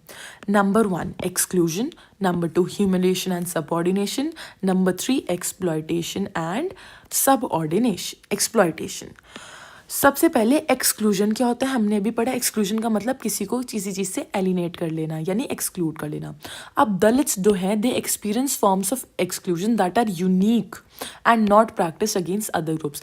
दलित्स को कुछ ऐसे तरह से एक्सक्लूड करते हैं जो कोई भी ग्रुप को नहीं कर सकते, आप कभी सोच भी नहीं सकते. जैसे कि शेयरिंग ड्रिंकिंग वाटर सोर्सेज और participating in collective religious workships, social ceremonies and festivals. बहुत सिंपल एग्जाम्पल है, पॉन्ड्स हो गए आपकी, वेल्थ हो गए आपके, रिवर्स हो गए. यहाँ पे आप दलित कास्ट को एक्सक्लूड कर देते हैं, you are not allowed.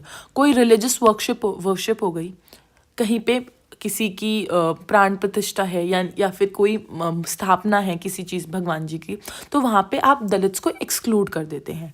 Social ceremony और फेस्टिवल्स में भी they are often excluded, so they celebrate differently, like in a different area rather than where upper caste are doing. Humiliation and subordination, the practice of untouchability. आपको पता है, this led to imposition of gestures of difference as well as abuse and humiliation, जैसे कि such as taking off headgear, carrying footwear in the hand and standing with bowed head, not wearing clean or bright clothes and so on. Seriously, people can't wear clean and bright clothes. आप साफ सुथरे कपड़े और ज़्यादा dark colour के कपड़े bright colour के पहन नहीं सकते. You can't wear yellow, it's a bright color. No, because you are from lower caste. On what basis are you doing this discrimination? Why is not a person allowed to wear any kind of clothes? It's his choice. And carrying footwear in the hand because you think that because of his footwear your house will be held untouchable, held uncleaned. And standing with bowed head, you can't even look up when you're talking to someone from upper caste. Just because you are born into a certain caste, that does not mean that we give you an identity or right so that you can exploit other persons. This is what humiliation and subordination means. You are humiliating a person. And last is exploitation. Untouchability is most of the time associated with economic exploitations of various kinds through the imposition of forced and unpaid labor of the confiscation of property. This is very important and it is very evident and that is seen everywhere that people from upper caste, they say that you are from lower caste, and even if I am giving you work, either I am not paying you, but you should be happy that I am even giving you some work. So they are forcefully and they are unpaid labor. काम भी कराएंगे और पैसे भी नहीं देंगे. क्यों? And ऊपर से प्रॉपर्टी को कॉन्फिस्केट कर लेते हैं. अरे ये तो लोअर कास्ट का है, इस पे प्रॉपर्टी रख के क्या करना है. वो तो बेचारे they are oppressed people and they take upper caste take the property from those. याद रखिएगा, these 3 dimension of untouchability is very important and it can become, because I have seen this question in the PYQs. State and non-state initiatives against caste and tribe discrimination. We all know that there are some lower caste and there is a section of tribes जिनको हम discriminate करते हैं. तो उसके लिए हमारी जो state है यानी कि जो government है, उन्होंने क्या initiatives लिए हैं, और जो non-state है यानी कि जो states के अलावा जो लोग हैं, government के अलावा क्या initiatives लिए हैं. तो सबसे पहले we have state initiatives. Reservation of states in central and legislature, reservation of jobs in government services, reservation of seats in educational institution, abolition of untouchability, Article 17, Caste Disability Removal Act 1850, Scheduled Caste and Scheduled Tribe, Prevention of Atrocity Act 1989. तो एक government जो है वो सिर्फ एक act बना सकती है. उस एक्ट को हेल्ड होना, उस एक्ट का बीन में आना, ये एक सोसाइटी के लोगों के हाथ में होता है. गवर्नमेंट ने सबसे पहले एक एक्ट बनाया कि हम लोग जो कास्ट है और जो ट्राइबल पीपल हैं उन लोगों के लिए हम लोग रिजर्वेशन रखेंगे, उनके लिए कुछ सीट बचा के रखेंगे, क्योंकि they come from a socially backward area, they are not economically that superior that they are able to study higher education. तो इसलिए हमने उन्हें एजुकेशन इंस्टीट्यूशंस में भी सीट दे दी. साथ ही साथ हमने उन्हें जॉब्स में भी सीट दे दी. जब वो अच्छे एजुकेशन पा पाएंगे तो उन्हें जॉब भी मिल मिल जाएगा, और उसके बाद हमने उन्हें लेजिस्लेचर में लॉ मेकिंग बॉडी में भी सीट्स दे दी। और जो उन्हें डिस्क्रिमिनेशन हो रहा है उनकी कास्ट के बेसिस पे, तो हमने उन्हें अनटचेबल की जो अबॉलिशन था, जो उन्हें गलत टर्म से बुलाया जाता था, जो छुआछूत होता था, उसके लिए भी हमने अबॉलिश करा दिया। उसके बाद हमने ये जो कास्ट थी, ये जो अनटचेबिलिटी जहाँ से आ रही थी, इसको भी हमने रिमूव करा दिया। और जो शेड्यूल कास्ट और शेड्यूल ट्राइब का जो एट्रोसिटी एक्ट था 1989 का, हमने वो भी पास कर दिया। हमने SC ST को एक लीगल रिकग्निशन दे दी। जो हमारी कास्ट और ट्राइब थी उनको हमने लीगली रिकॉग्नाइज करके उनको रिजर्वेशन दे दिया। लेकिन क्या आपको ये नहीं लगता कि जो फैक्ट है कि जो लेजिस्लेशन है, यानी कि जो लॉज हैं, दे आर पास्ड रिपीटेडली इसी सब्जेक्ट के ऊपर, ये एक खुद ही एक प्रूफ है कि जो लॉ है it can alone can not and a social practice. यानी कि जो हम डिस्क्रिमिनेशन, जो हमने प्रेजुडिस बना ली है लोअर कास्ट के लिए अपर कास्ट के थ्रू, वो कभी भी ख़त्म नहीं हो सकती by making so and so legislation. बार बार कोई जो लॉ पास हो रहा है, बार बार एक्ट्स पास हो रहे हैं, चाहे वो रिमूवल के लिए हो, चाहे वो रिजर्वेशन के लिए हो, किसी भी कास्ट के लिए, तो वो खुद बता रहे कि एक लॉ अकेला कभी भी किसी चीज़ को ख़त्म नहीं कर सकता। अब ये था स्टेट का इनिशिएटिव। नॉन स्टेट इनिशिएटिव्स क्या हो रहे हैं? Dalits too have been increasingly active on the political, educational and cultural fronts. जो दलित्स हैं वो खुद सामने से खड़े हो गए, जैसे हमने दलित पैंथर्स के बारे में कल के वीडियो में पढ़ा था, द पार्ट 1। तो अब प्री इंडिपेंडेंसी जो स्ट्रगल एंड मूवमेंट है, it is launch by people like Jyotiba Phule, Periyar, Ambedkar and others, and in contemporary political organisation like Bahujan Samaj Party of the UP, Dalit Sangharsh Samiti of Karnataka, Dalit political association has come a long way. Literary contributions creating Dalit awareness, especially in Marathi, Tamil, Kannada, Telugu and Hindi. इस point में ये बताया गया है कि जब हम independence हुए उससे पहले ये कुछ स्कॉलर्स थे, कुछ लीडर्स थे, जैसे अंबेडकर हो गए, ज्योतिबा फूले हो गए, पेरियार हो गए, इन्होंने पहले से ही स्टार्ट कर दी थी। और आज के टाइम पे अब हमने एक Bahujan Samaj party, BSP, you all know, Kanshiram was a founder of this party in Uttar Pradesh. It was started, so it was started specifically for a particular caste, for the Bahujan people. So this is what we are trying to ascertain the identity that the caste people have lost. जो वो उनकी identity थी, जो उनकी assertion थी, वो अब बहुत ज़्यादा आगे तक आ गई है, जो भी वो भूल गए थे। स्टार्टिंग भी उन्होंने लिटररी भी कॉन्ट्रीब्यूशंस हुए हैं, मराठी, तमिल और कन्नड़ा, तेलुगु एंड हिंदी। ये लोग अब अपनी खुद के कॉन्ट्रीब्यूशन दे रहे हैं ताकि दलित लोगों को अवेयर हो पाए अपनी आइडेंटिटी के बारे में, उनके राइट्स के बारे में। उसके बाद आता है OBCs. What is other backward classes? OBCs are described as socially and educationally backward, largely the service and artisanal caste who occupied the lower rungs of the caste hierarchy were known as OBC. हमने caste hierarchy पढ़ी है, हमने social stratification पढ़ा था पिछली video में। उसके अंदर हमने पढ़ा था जो lower caste थी, जिसको हम polluted caste बोलते हैं, और जो अपर कास्ट होती है उसको हम प्योर कास्ट बोलते हैं। ये ऐसे स्ट्रैटिफिकेशन हो रखा था, डिविजन हो रखा था। तो जो पोल्यूटेड कास्ट थी उनको हम दलित्स बोलते थे।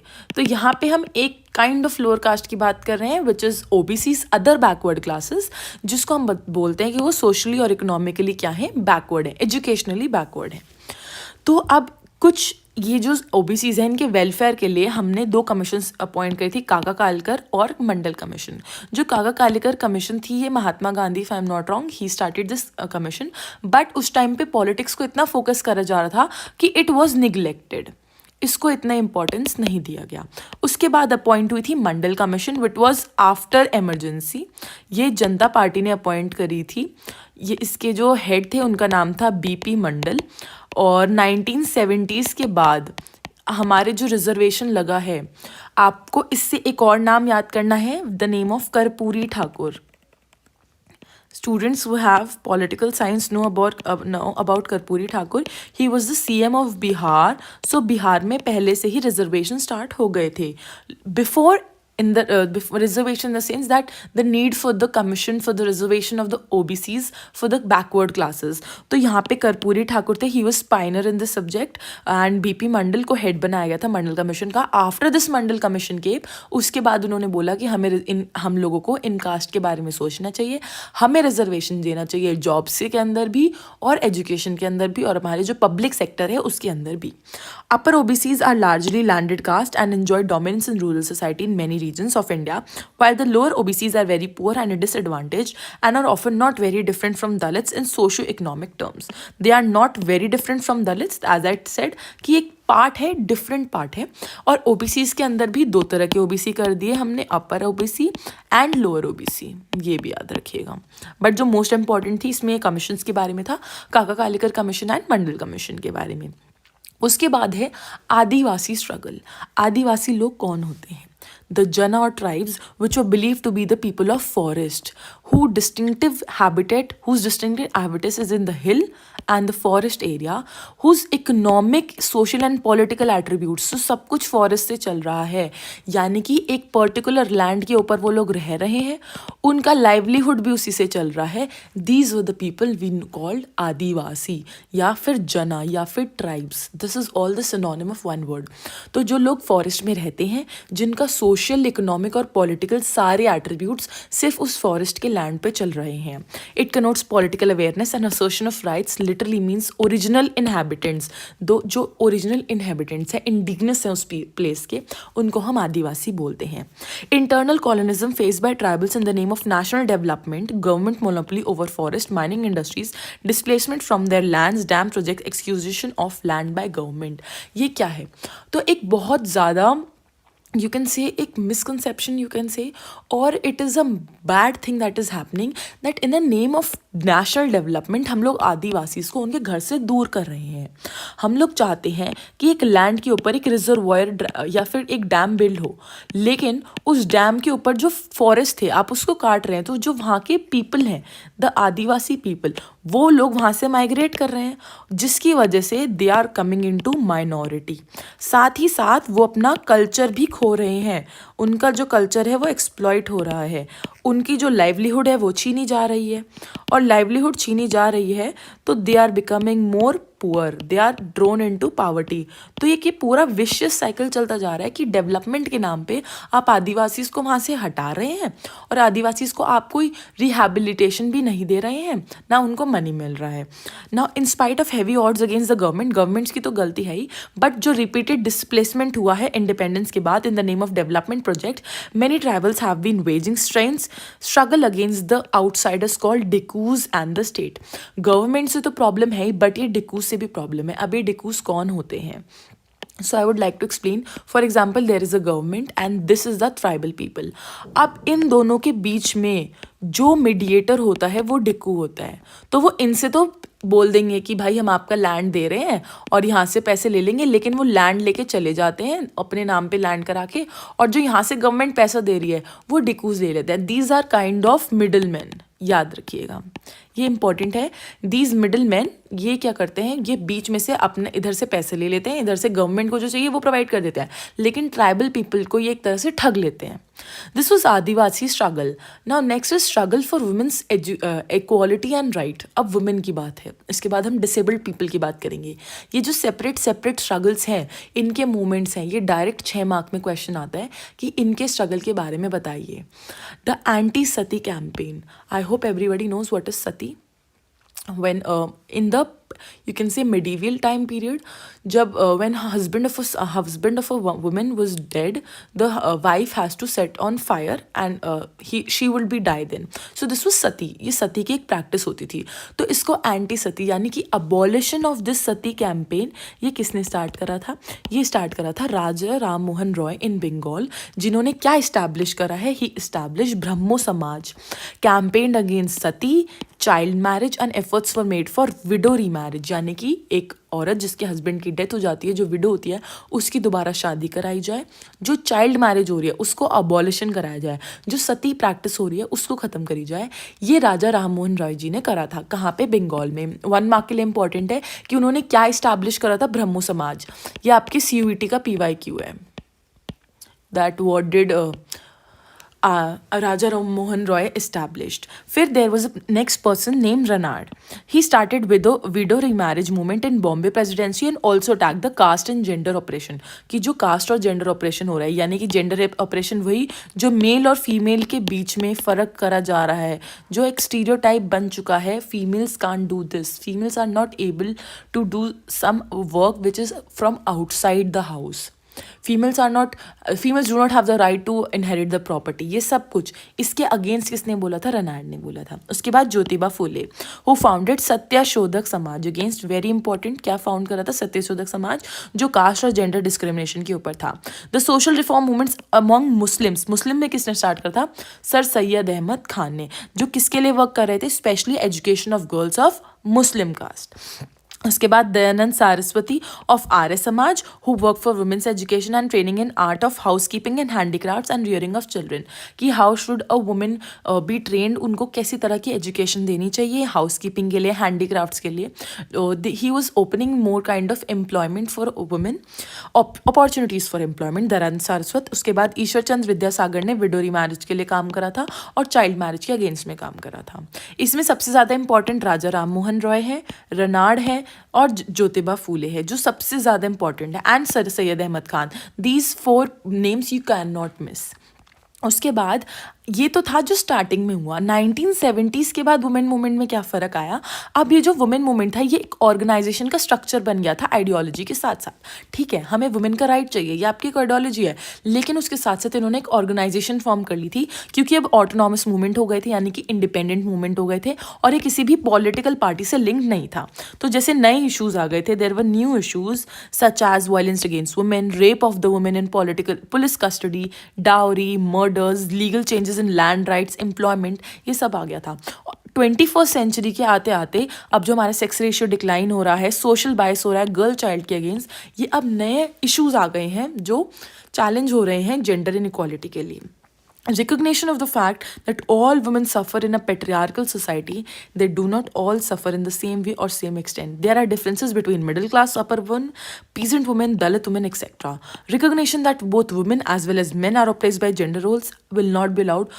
Both man and women are to be free. इसमें एक एग्जाम्पल में ये बता रखा है कि शुरुआत में जो हमारी स्टार्टिंग में मूवमेंट हुए वो एक पॉलिटिकल पार्टी से लिंक थे, उसके बाद हमने ऑर्गेनाइजेशन बनाई क्योंकि हमारे इंडिपेंडेंट मूवमेंट होने लग गए। 1970s तक ये चला। फिर उसके बाद हमने नए इशूज़ लिए कि जैसे एक वुमेन है, उसका रेप हो रहा है जबकि वो पुलिस कस्टडी के अंदर, उसके बावजूद भी डाउरी की वजह से जो डेथ्स हो रही हैं या फिर मर्डर्स हो रहे हैं डाउरी की वजह से, जो लैंड राइट है उसमें आप लीगल चेंजेस कर रहे हो, या फिर जो एम्प्लॉयमेंट में प्रॉब्लम आ रही है। और 21st सेंचुरी तक आते आते और प्रॉब्लम्स आ गई, जैसे कि सेक्स रेशियो की डिक्लाइन हो रहा है, जो गर्ल का चाइल्ड वो है, गर्ल चाइल्ड है, उसकी तरफ क्यों बायस हैं लोग। इसमें एक और पॉइंट भी आप ऐड कर सकते हो, दैट in a firm जहाँ पे men and women both are working but men is getting more salary than a woman. This is also a 21st century issue. उसके बाद ये बताया गया है कि सारी वुमेन जो हैं वो एक पेट्रियार्की सोसाइटी के अंदर प्रॉब्लम्स फेस करती हैं, लेकिन वो प्रॉब्लम्स जो एक विलेज की औरत कर रही है और एक सिटी की औरत कर रही है, that is different. Both are suffering but at a different level. This was all about women's movement. उसके बाद इसमें एक और पॉइंट ऐड हुए हैं, this is again very important PYQ for CUT as well as for boths. CUT में तो ये बहुत बार आ चुका है, बहुत बार। Like in the CUT has been conducting this exam from 3 years. It's the repetitive question. Stree Purush Tulna, written in 1822 by a Maharashtrian housewife, Tarabai Shinde, as a protest against double standards of male-dominant society. So there was a woman. Here is a photo of her, Tarabai Shinde.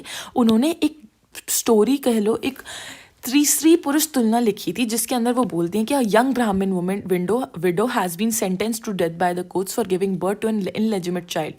No effort had been identify or punish the man who had fathered the baby. तो वो बता रही हैं कि जो हमारी patriarchal society है उसके अंदर, यानी जो मेन डोमिनेट सोसाइटी है उसके अंदर कितने ज़्यादा डबल स्टैंडर्ड्स हैं, कितना दोगलापन है। और उसके बाद सेकंड है, this is Begum Rokeya Sakhawat Hussain, this is a picture. So in 1905 she wrote Sultana dream. This is a very beautiful poem in short story, in the earliest example of scientific fiction. उन्होंने बोला था कि उनका एक ड्रीम है that Sultana visits a magical country, एक ऐसी country हो जहाँ पे जो जेंडर रोल्स हैं, यानी कि जो मेल और फीमेल के रोल्स हैं वो रिवर्स हो जाएं। यानी कि जो मेन है they are confined to home, observe, पर्दे में रहें, लेकिन जो वुमेन है वो are busy in scientist vying with each other and inventing devices that will control the clouds, rains, machine that fly और एयर कार्स, इसमें एरोप्लेन्स वगैरह। कि जो मेन है वो पर्दे में घर में रहेंगे और जो वुमेन है वो बाहर जाके काम करेंगी। This was Sultana's dream. This is a very beautiful short story. I would recommend you to read it from NCERT. It is given in a short box. So this is what these are women movement. वो अपनी जो story है वो literature के through express कर रही हैं। उसके बाद है the struggle of disabled. Who is a disabled person? Disability has common features to the public perception, thus making it social. कि डिसेबल लोगों के बारे में हम क्यों पढ़ रहे हैं? क्योंकि it is a matter of society और क्योंकि पब्लिक का एक प्रॉपर परसेप्शन है, टेकिंग इट द टर्म बेचारा बोलते हैं, we often seen them as a victim. तो ये एक सोसाइटी का कंसर्न बन गया है। Disability is understood at biologically given, obviously it is by birth. Whenever a disabled person is confronted with problem, it is taken for granted that the person originated from his और हर impairment. यानी कि कभी भी अगर उन्हें कोई problem आती है तो हम उसे हमेशा ग्रांटेड के लिए लेते हैं कि भाई ये तो मतलब कि अगर ये पढ़ नहीं पा रहा है, अरे ये तो अंधा है इसलिए नहीं पढ़ पा रहा है। Though he wishes to learn something, but नहीं यार ये तुम क्या करोगे पढ़ के, you are a disabled person. The disabled person is often seen as a victim, just as said. हम उन्हें बेचारे की तरह देखते हैं। क्यों देख रहे हो आप बेचारे की तरह? When they don't want you to see them as victims, why are you seeing them as victims? Disability is supposed to be linked with disabled individual self perception. आप उसकी disability को उसके perception से interlink करना चाह रहे हैं। It's not his or her choice that he is disabled. It is biologically given. The very idea of disability suggests that they are in need of help. We ourselves think that they are in need of help. The disabled are rendered disabled not because they are biologically disabled, but society renders them so. That is really true. They are not biologically disabled. क्योंकि हम उसको disabled इसलिए नहीं कह रहे कि वो biologically disabled है, क्योंकि society ने उन्हें disabled बना दिया है। There is a close relationship between disability and poverty. Disability का poverty से क्या लेना देना है? Malnutrition, mothers weakened by frequent childbirth, inadequate immunization programs, accident in overcrowded home, all contributes to incidence of disability among poor people, that is higher among the people living in easier circumstances. Disability also creates poverty by increasing isolation, economic strain, not just for individual but for the family. So एक बहुत simple सी चीज़ बताऊंगी. For example, in an area where 10 people are living, and there is one woman who is pregnant. In small area where 10 people are living, to that woman it is impossible that she'll be able to give birth because there is a small area. आप बहुत कम छोटी जगह में रह रहे हो, इतने सारे जन उस जगह में रह रहे हैं, तो एक्सीडेंट होना बहुत ज़्यादा कॉमन है इन ओवर क्राउडेड एरियाज़ में। ऊपर से malnutrition, mothers weakened by frequent child birth. एक औरत के 5-5 बच्चे हैं, 6-6 बच्चे हैं। So her immunity is very weak, her body is very weak. और इम्यूनाइजेशन कोई प्रोग्राम है ही नहीं, इम्यूनाइजेशन के कोई प्रोग्राम है ही नहीं। सो इस वजह से क्या होता है, आप गरीब हैं तभी तो आप छोटी जगह में रह रहे हैं, अमीर होते तो बड़ी जगह में रह रहे होते। तो इसलिए पावर्टी और डिसेबिलिटी का बहुत ज़्यादा फ़र्क पड़ जाता है। जब when the women will give birth, so that child is often birth और बेड एट डिसेबल्ड। यहाँ पे मैंने एक चार्ट सा बना रखा है which you can use in your answer. And that disability, that social culture, denial of opportunities for economic, social, human development. उसके बाद इकोनॉमिक और कल्चरल राइट्स भी नहीं आते, फिर उसके बाद राइट्स के लिए पार्टिसिपेशन कम हो जाता है एंड एक्सक्लूजन आ जाता है। Disability is link to poverty which is link to vulnerability to poor and ill health. If a person is disabled, it is not just his problem or his choice that he is disabled, he is biologically given that, और it is more of the family thing कि family में इतने ज़्यादा circumstances हो गए कि वो बच्चा disabled पैदा हुआ है। Number 6, which is challenges to cultural diversity. What are the challenges that a Indian nation, which is a diverse nation, faces? Starting with the chapter, the term diversity emphasizes differences rather than inequalities. जैसे कि हम बोलते हैं India एक diverse country है जहाँ पे अलग अलग रीजन्स के लोग हैं, तो यहाँ पे जो डाइवर्सिटी है वो डिफरेंसेस को एम्फसाइज करती है। India is a culturally diverse country, क्योंकि यहाँ पे बहुत सारी कम्युनिटी हैं जिनके डिफरेंट रिलीजन हैं, लैंग्वेजेस हैं, सेक्ट्स हैं, रेसेस हैं और कास्ट हैं। तो कल्चरल आइडेंटिटी एक बहुत ज़्यादा पावरफुल रोल प्ले करती है और ये एक बहुत ज़्यादा इंटेंस पैशन भी क्रिएट करती है। And it able to mobilise large number of people, यानी कि एक कल्चरल आइडेंटिटी की वजह से बहुत सारे लोग मोबिलाइज भी होते हैं। Some cultural diversities are accompanied by economic and social inequalities and they can provoke opposition from other communities, यानी कि कुछ cultural differences ऐसे भी होते हैं जो कुछ inequalities create करते हैं जिसकी वजह से opposition भी आता है। Situations can become worse when scarce like resources like waters, jobs of government funds have been shared, यानी कि जब कुछ resources जो होती हैं जो scarce हैं, यानी कि जो कम resources हैं और वो हम ज़्यादा कंपनीज के साथ ज़्यादा कम्युनिटीज़ के साथ शेयर करेंगे तो क्या होगा, कॉन्फ्लिक्ट होगा, और जब कॉन्फ्लिक्ट होगा तो क्या आ जाएगा, सिचुएशन वर्स हो जाएगी। Starting with what is community identity, ये बहुत ज़्यादा बेसिक चीज़ है जो पूरे चैप्टर का एक बेस बना के चलेगी। सबसे पहले कम्युनिटी आइडेंटिटी हमारी बेस्ड होती है बर्थ और बिलोंगिंग पे, rather than on off the acquired qualification, यानी कि जो हम जिस कास्ट में पैदा होते हैं उसी कम्युनिटी का हम पार्ट बन जाते हैं, वही हमारी आइडेंटिटी हो जाती है, रादर देन एक्वायर्ड क्वालिफिकेशन या फिर अकम्पलिशमेंट, यानी कि हम अकम्पलिश नहीं करते हैं, हम हासिल नहीं कर रहे हैं उस चीज़ को, वह हमारे पास ऑलरेडी बिलोंगिंग है, हमारी बचपन से ही हमारे साथ थी। It is what we are that then what we have become, जो हम हैं वो हमारी कम्युनिटी आइडेंटिटी है, रादर देन जो हम बनना चाहते हैं। We don't have to do anything to be born into community. Exactly आपको कोई एग्जाम नहीं देना होता अगर आपको किसी कम्युनिटी के अंदर पैदा होना है। In fact no one has any choice, आपके पास कोई चॉइस नहीं होती आप किस कम्युनिटी के होते हो, अबाउट विच फैमिली और कम्युनिटी आपको बॉर्न होना है। ऑब्वियसली भगवान जी आपको जिस फैमिली में भेजेंगे उसी कम्युनिटी का आप पार्ट बन जाएंगे।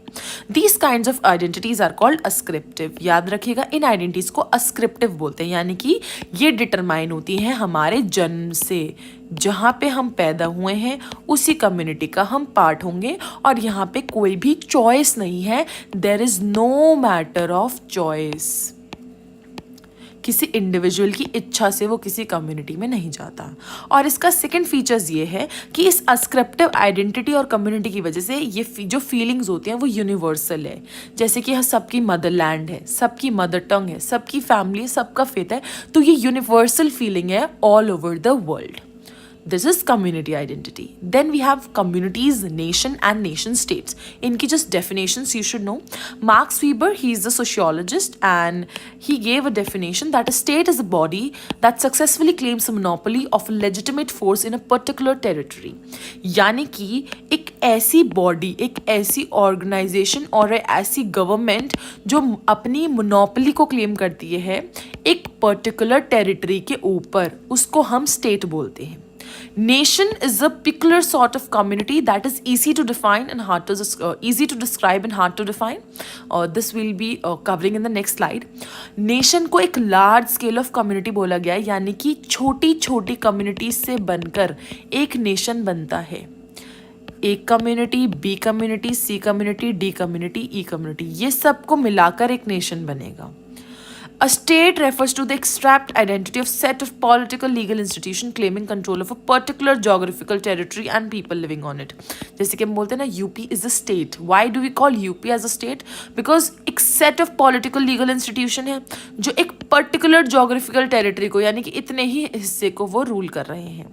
नेशन स्टेट क्या होते हैं? नेशन स्टेट आजकल का मॉडर्न वर्ल्ड के अंदर ये स्टेट आ गए हैं। जैसे हम बोलते हैं इंडिया एक नेशन स्टेट है because we have a population, we have language and dialects, we have religions like Hinduism, Muslim, Christian, Sikh, Buddhist, Jains. This is what nation states are. Nation states एक कम्युनिटी होती है जो आजकल की स्टेट्स हैं with the modern world. अब हमने एक चीज पढ़ी, nation is easy to describe and hard to define. Why? This question comes in exams. PYQs में आता है ये आपका। Why is it easy to describe a nation but hard to define? एक नेशन को हम आसानी से डिस्क्राइब तो कर लेते हैं लेकिन हम आसानी से डिफाइन नहीं कर पाते। क्यों? क्योंकि नेशन एक ऐसी कम्युनिटी है जो founded on the basis of common cultural, historical and political institution, यानी कि एक कॉमन इंस्टीट्यूशन के बेसिस पे वो चल रही थी जिसमें सब शेयर्ड रिलीजन, लैंग्वेज, इथनिसिटी के लोग रह रहे हैं। जैसे इंडिया का एग्जांपल ले लेते हैं। इंडिया क्या है? इंडिया का common cultural, historical, political institution है जिसमें सारे के सारे रिलीजन रह रहे हैं, अलग अलग लैंग्वेज वाले लोग रह रहे हैं, अलग अलग एथनिसिटी के लोग हैं, सबकी अलग हिस्ट्री है, अलग कल्चर है। और हर पॉसिबल क्राइटेरिया के लिए कुछ एक्सेप्शंस हैं और कुछ काउंटर एग्जाम्पल्स हैं। लेकिन criteria comes to distinguish a nation as a state. जैसे कि कुछ कम्युनिटीज़ होती हैं, नेशन ऐसी कम्युनिटीज़ हैं जिनका स्टेट ऑफ देयर ओन है, यानी कि खुद का एक स्टेट है। When they are to joint तो हम उनको नेशन स्टेट बोल देते हैं, हाइफन लगा के। State feel threatened by cultural diversity and adopt assimilation and integration policies to create harmonious society. ऐसा बोला जाता है जो ये स्टेट है इसके लिए एक थ्रेट है। क्या थ्रेट है? ये जो डाइवर्सिटी, यानी कि ये जो अलग अलग कल्चर के लोग हैं ना, कि एक रिलीजन का है, एक रिलीजन का एक ही कम्युनिटी आइडेंटिटी अलग है, एक ही कम्युनिटी आइडेंटिटी अलग है, तो इससे थ्रेट होता है तुम्हारे स्टेट को। तो वो असिमिलिएशन और इंटीग्रेशनिस्ट पॉलिसीज लाते हैं। अभी असिमिलिएशन और इंटीग्रेशन पॉलिसीज होती क्या है?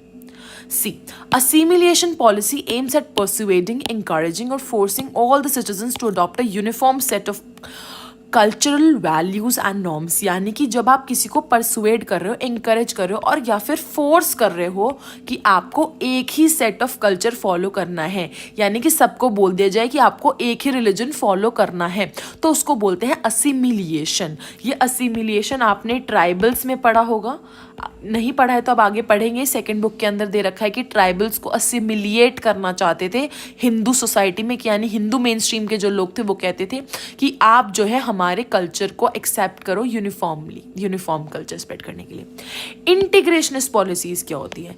इंटीग्रेशनिस्ट जो पॉलिसीज होती है वो कहते हैं कि आप रिस्ट्रिक्ट कर देते हो पब्लिक कल्चर को to common national pattern while a non national culture to be limited in private sphere. यानी कि एक कल्चर जो है उसको पब्लिक करेंगे और जो आपका खुद का कल्चर है यानी कि उसको आप अपने प्राइवेट स्फेयर में करिए, यानी कि अपने घर में प्रैक्टिस करिए एट होम।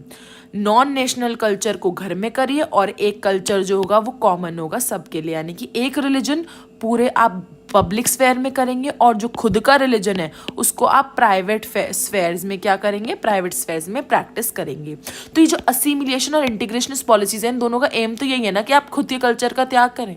तो ये स्टेट अपनाते हैं जब उन्हें कल्चरल डाइवर्सिटी से थ्रेट होता है।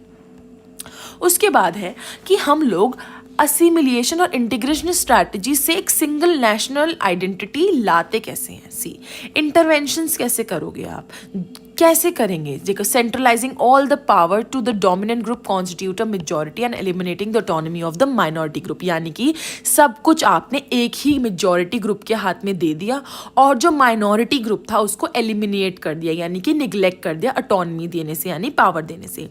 या फिर आप एक ही यूनिफाइड लीगल जुडिशियल सिस्टम लगा दोगे डोमिनेंट ग्रुप्स के लिए, उनकी ही ट्रेडिशन के लिए, और जो ऑल्टरनेटिव सिस्टम्स हैं यानी कि जो बाकी माइनॉरिटी सेक्शन है उनके जो सिस्टम्स थे उसको क्या कर दोगे? अबॉलिश कर दोगे, यानी कि गायब कर दोगे, खत्म कर दोगे। By adopting the dominant group language as the official national language and making its use mandatory. यानी कि एक लैंग्वेज को आपने मैंडेटरी कर दिया है, भले ही आपको दूसरे इंसान को लैंग्वेज आती है नहीं आती है, लेकिन वो मैंडेटरी है क्योंकि वो डोमिनेंट ग्रुप की है और उसी को ही पब्लिक इंस्टीट्यूशंस में, गवर्नमेंट ऑफिस में वही लैंग्वेज चलेगी। Next is by adopting their languages culture through national institution including state control media and education institutions। यानी कि जहाँ पे आप एजुकेशन भी पार्ट कर रहे हो तो वो भी आप उसी लैंग्वेज में करोगे जहाँ पे डोमिनेंट ग्रुप है। तो आप क्या कर रहे हो? माइनॉरिटी ग्रुप को तो बेचारे के पास कोई चारा ही नहीं बचेगा, उसको क्या करना पड़ेगा? उसको वो लैंग्वेज या तो सीखनी पड़ेगी और अपनी लैंग्वेज को छोड़ना पड़ेगा। Adoption of state symbol celebrating the dominant group history. यानी कि आप एक पर्टिकुलर ग्रुप को कर रहे हो और वही पर्टिकुलर ग्रुप के जो वो थे, हीरोज थे, उन्हीं के ही जो जैसे ट्रेडिशंस थे उसी को ही आप फोर्स करके उन्हीं के नाम पे हॉलीडेज ला रहे हो, उन्हीं के नाम पे स्ट्रीट्स कर रहे हो, कॉलोनीज के नाम चेंज कर रहे हो। तो this is what you are assimilating. In terms of nation state relation with यहाँ पे इंडिया का केस बता रखा है कि इंडिया ना ही असिमिलिएशनिस्ट है ना ही इंटीग्रेशनिस्ट है। हमारे कॉन्स्टिट्यूशन ने डिक्लेयर कर रखा है हमारे स्टेट को सेक्युलर होना, यानी कि हम लोग सारे रिलीजन लैंग्वेज को बिल्कुल रिस्पेक्ट देंगे इक्वली, किसी भी रिलीजन को ये नहीं बोलेंगे कि आप बैनिशमेंट में रहें, और साथ ही साथ इंटरनेशनल स्टैंडर्ड्स भी बोलता है कि हमारे को माइनॉरिटी रिलीजन्स को क्या देनी चाहिए, प्रोटेक्शन देनी चाहिए कॉन्स्टिट्यूशनली। सो आई होप आपको ये क्वेश्चन समझ आया होगा। Next is regionalism. रीजनलिज्म क्या होता है? Regionalism is rooted in India's diversity of language, culture, tribe and religion. यानी कि एक रिलीजन से, एक रीजनल से जब आप एस्पायरिंग करते हो, it is encourage by geographical concentration. एक पर्टिकुलर रीजन से जब आप आक्रोश पैदा करते हो या फिर वहां से आप अपनी आइडेंटिटी ला रहे हो, of this identity making it particular region and fuelled by the sense of regional deprivation, यानी कि आप डिप्राइव हो किसी चीज से। तो लैंग्वेज के साथ साथ रीजनल और ट्राइबल आइडेंटिटी एक बहुत ज़्यादा एथनो नेशनल आइडेंटिटी बन जाती है। यानी कि आपकी लैंग्वेज प्लस आपका जो रीजन है, आप कहाँ के हैं, प्लस जो आपकी ट्राइबल आइडेंटिटी है, इन तीनों को मिला के आपका क्या बनता है, आपकी एक एथनो नेशनल आइडेंटिटी बन जाती है। However, all linguistic communities have not got statehood। ये तो बात आपको पता है कि जितनी भी लिंग्विस्टिक कम्युनिटी थी यानी लैंग्वेज बेस्ड कम्युनिटी थी, उनको स्टेटहुड नहीं मिला। लेकिन यहाँ पे हमारे 3 न्यू स्टेट्स बने थे जो आपने अपना पॉलिटिकल साइंस में भी पढ़ा है। छत्तीसगढ़, उत्तरांचल एंड झारखंड 2000 में बने थे। These here language did not play a prominent role. और साथ ही साथ यहाँ पे हमें एक और चीज़ बता रखी है इंडिया के फेडरलिज्म के बारे में, कि इंडिया के अंदर 4 लिस्ट हैं मेनली जो आप पढ़ते हैं, state list, centre list and concurrent list. So there are list of subjects of the areas of the government which are exclusively responsible of the states, centre along with the concurrent list, और the areas where both are allowed. जैसे आपको पता है centre एक list बनाती है, state list एक होता है, रेजिडरी पावर में दोनों का साथ में क्या होता है, मिलन होता है, that is residuary power. State and centre and along with concurrent list, sorry that is concurrent list, जहाँ पे दोनों का होता है। रेजिडरी पावर में भी दोनों का होता है, लेकिन रेजिडरी पावर में आईटी जैसे सेक्टर्स आ जाते हैं। उसके बाद है कम्युनलिज्म। कम्युनलिज्म क्या होता है? जब हम किसी कम्युनिटी को लेके एक शाउनिज्म पैदा करते हैं, अग्रेसिव शाउनिज्म पैदा करते हैं on a religious identity, where one religious group sees itself as legitimate, superior and worthy while other being as inferior। वही बात आ गई, जैसे इस इमेज में भी समझा रखा है कि एक ग्रुप अपने आप को तो लेजिटिमेट मानता है, नहीं लीगल मानता है, हम ही ऊपर हैं, हम ही वर्दी हैं, और जो दूसरा ग्रुप है उसको क्या कर दिया है, उसको इन्फीरियर मानते हैं, नीचा ही देखते हैं, इलेजिटिमेट देखते हैं कि ऐसा होता ही नहीं है और अपोज करते हैं। अब इस अग्रेसिव शाउनिज्म के कुछ फीचर्स हैं क्या? इसकी वजह से पॉलिटिकल आइडेंटिटी बनती है, वो भी अग्रेसिव, यानी कि जब आप पॉलिटिक्स में जा रहे हैं there is an aggressive identity कि हम नहीं तो कोई नहीं, हमारा रिलीजन सबसे ऊपर। Religious identity overrides everything. भाई सबसे ऊपर मेरा रिलीजन है, बाकी सब रिलीजन मेरे आगे नहीं दिखेंगे। और communalism is a recurrent source of tension and violence. वही बात है, जब रिलीजन आएगा तो टेंशन एंड कॉन्फ्लिक्ट तो होंगे ही। क्यों रिलीजन की वजह से टेंशन एंड कॉन्फ्लिक्ट होंगे? क्योंकि इंडिया के अंदर काफ़ी सारे रिलीजन्स हैं, तो एक रिलीजन अपना ऊपर बताता है तो दूसरों को नीचे बता रहा है। अब जब इतने ऊपर नीचे बताएंगे एक दूसरे को, ये जो अग्रेसिवली शाउनिज्म करेंगे तो लड़ाई तो होगी। तो यहाँ पे 2 वो बता रखे हैं, anti Sikh riots in Delhi in 1984 and anti Muslim riots in Gujarat in 2002। These both riots are explained in your political science and these both involves what? A height of communalism, यानी कि अपनी कम्युनिटी के प्रति एग्रेसिव शाउनिज्म, ऑब्सेशन, जिसके अंदर अपने religion को सबसे ऊपर देखते हैं। उसके बाद है सेक्युलरिज्म। What is secularism? तो सेक्युलरिज्म के 2 मतलब निकाले गए हैं, एक वेस्टर्न मीनिंग और एक इंडियन मीनिंग। सबसे पहले हम पढ़ते हैं वेस्टर्न मीनिंग क्या है। Western meaning is a separation of church and state, separation of religion and political authority. It is related to the arrival of modernity, rise of science and rationality. Western जो secularism है वो ये बात करता है कि चर्च अलग है और स्टेट अलग है, यानी कि जो तुम्हारी रिलीजन है वो अलग है और जो तुम्हारा पॉलिटिकल अथॉरिटी है वो अलग है। ये लोग कहते हैं कि आप पॉलिटिक्स को रिलीजन से बिल्कुल भी एक साथ में मत रखिए, बिल्कुल सेपरेट करके रखिए। आपका जो रिलीजन है वो अलग चलेगा और आपके जो पॉलिटिकल अथॉरिटी है वो बिल्कुल अलग चलेगी। और ये बोलते हैं कि इसकी वजह से ये बता रहे हैं कि हमारी मॉडर्निटी आ गई है, अराइव हो गई है, और साइंस और रेशनैलिटी, यानी कि लोगों को अब जो पॉलिटिक्स में वोट देना है ना वो रेशनैलिटी की बेसिस पे देना है, ना कि रिलीजन के बेसिस पे। लेकिन इंडिया का जो मीनिंग है सेक्युलरिज्म का वो ये बताता है, सेक्युलर पर्सन या स्टेट है that does not favour any particular religion over others and there is equal respect for all religion rather than separation और डिस्टेंसिंग। यहाँ पे सेपरेशन की कोई भी बात नहीं है, यहाँ पे सिंपल बोल रखा है कि हम लोग इक्वल रिस्पेक्ट दे रहे हैं सारे रिलीजन को, plus all the minority religion, यानी कि माइनॉरिटीज को भी हम इक्वल ही ट्रीट करेंगे। इंडिया के कॉन्स्टिट्यूशन में भी इंक्लूड कर रखा है सेक्युलरिज्म को। Then we have an authoritarian state. ये टर्म अथॉरिटेरियन स्टेट आपने सुना होगा लेकिन अथॉरिटेरियन वर्ड नहीं सुना होगा। क्यों? क्योंकि we have seen the example of emergency. हमने सबको पता है कि 1975 में इमरजेंसी लगी थी, तो उसी को ही हम बोलते हैं अथॉरिटेरियन रूल। अब अथॉरिटेरियन रूल क्या होता है? It is a state in which people have no voice and those in power are not accountable to anyone.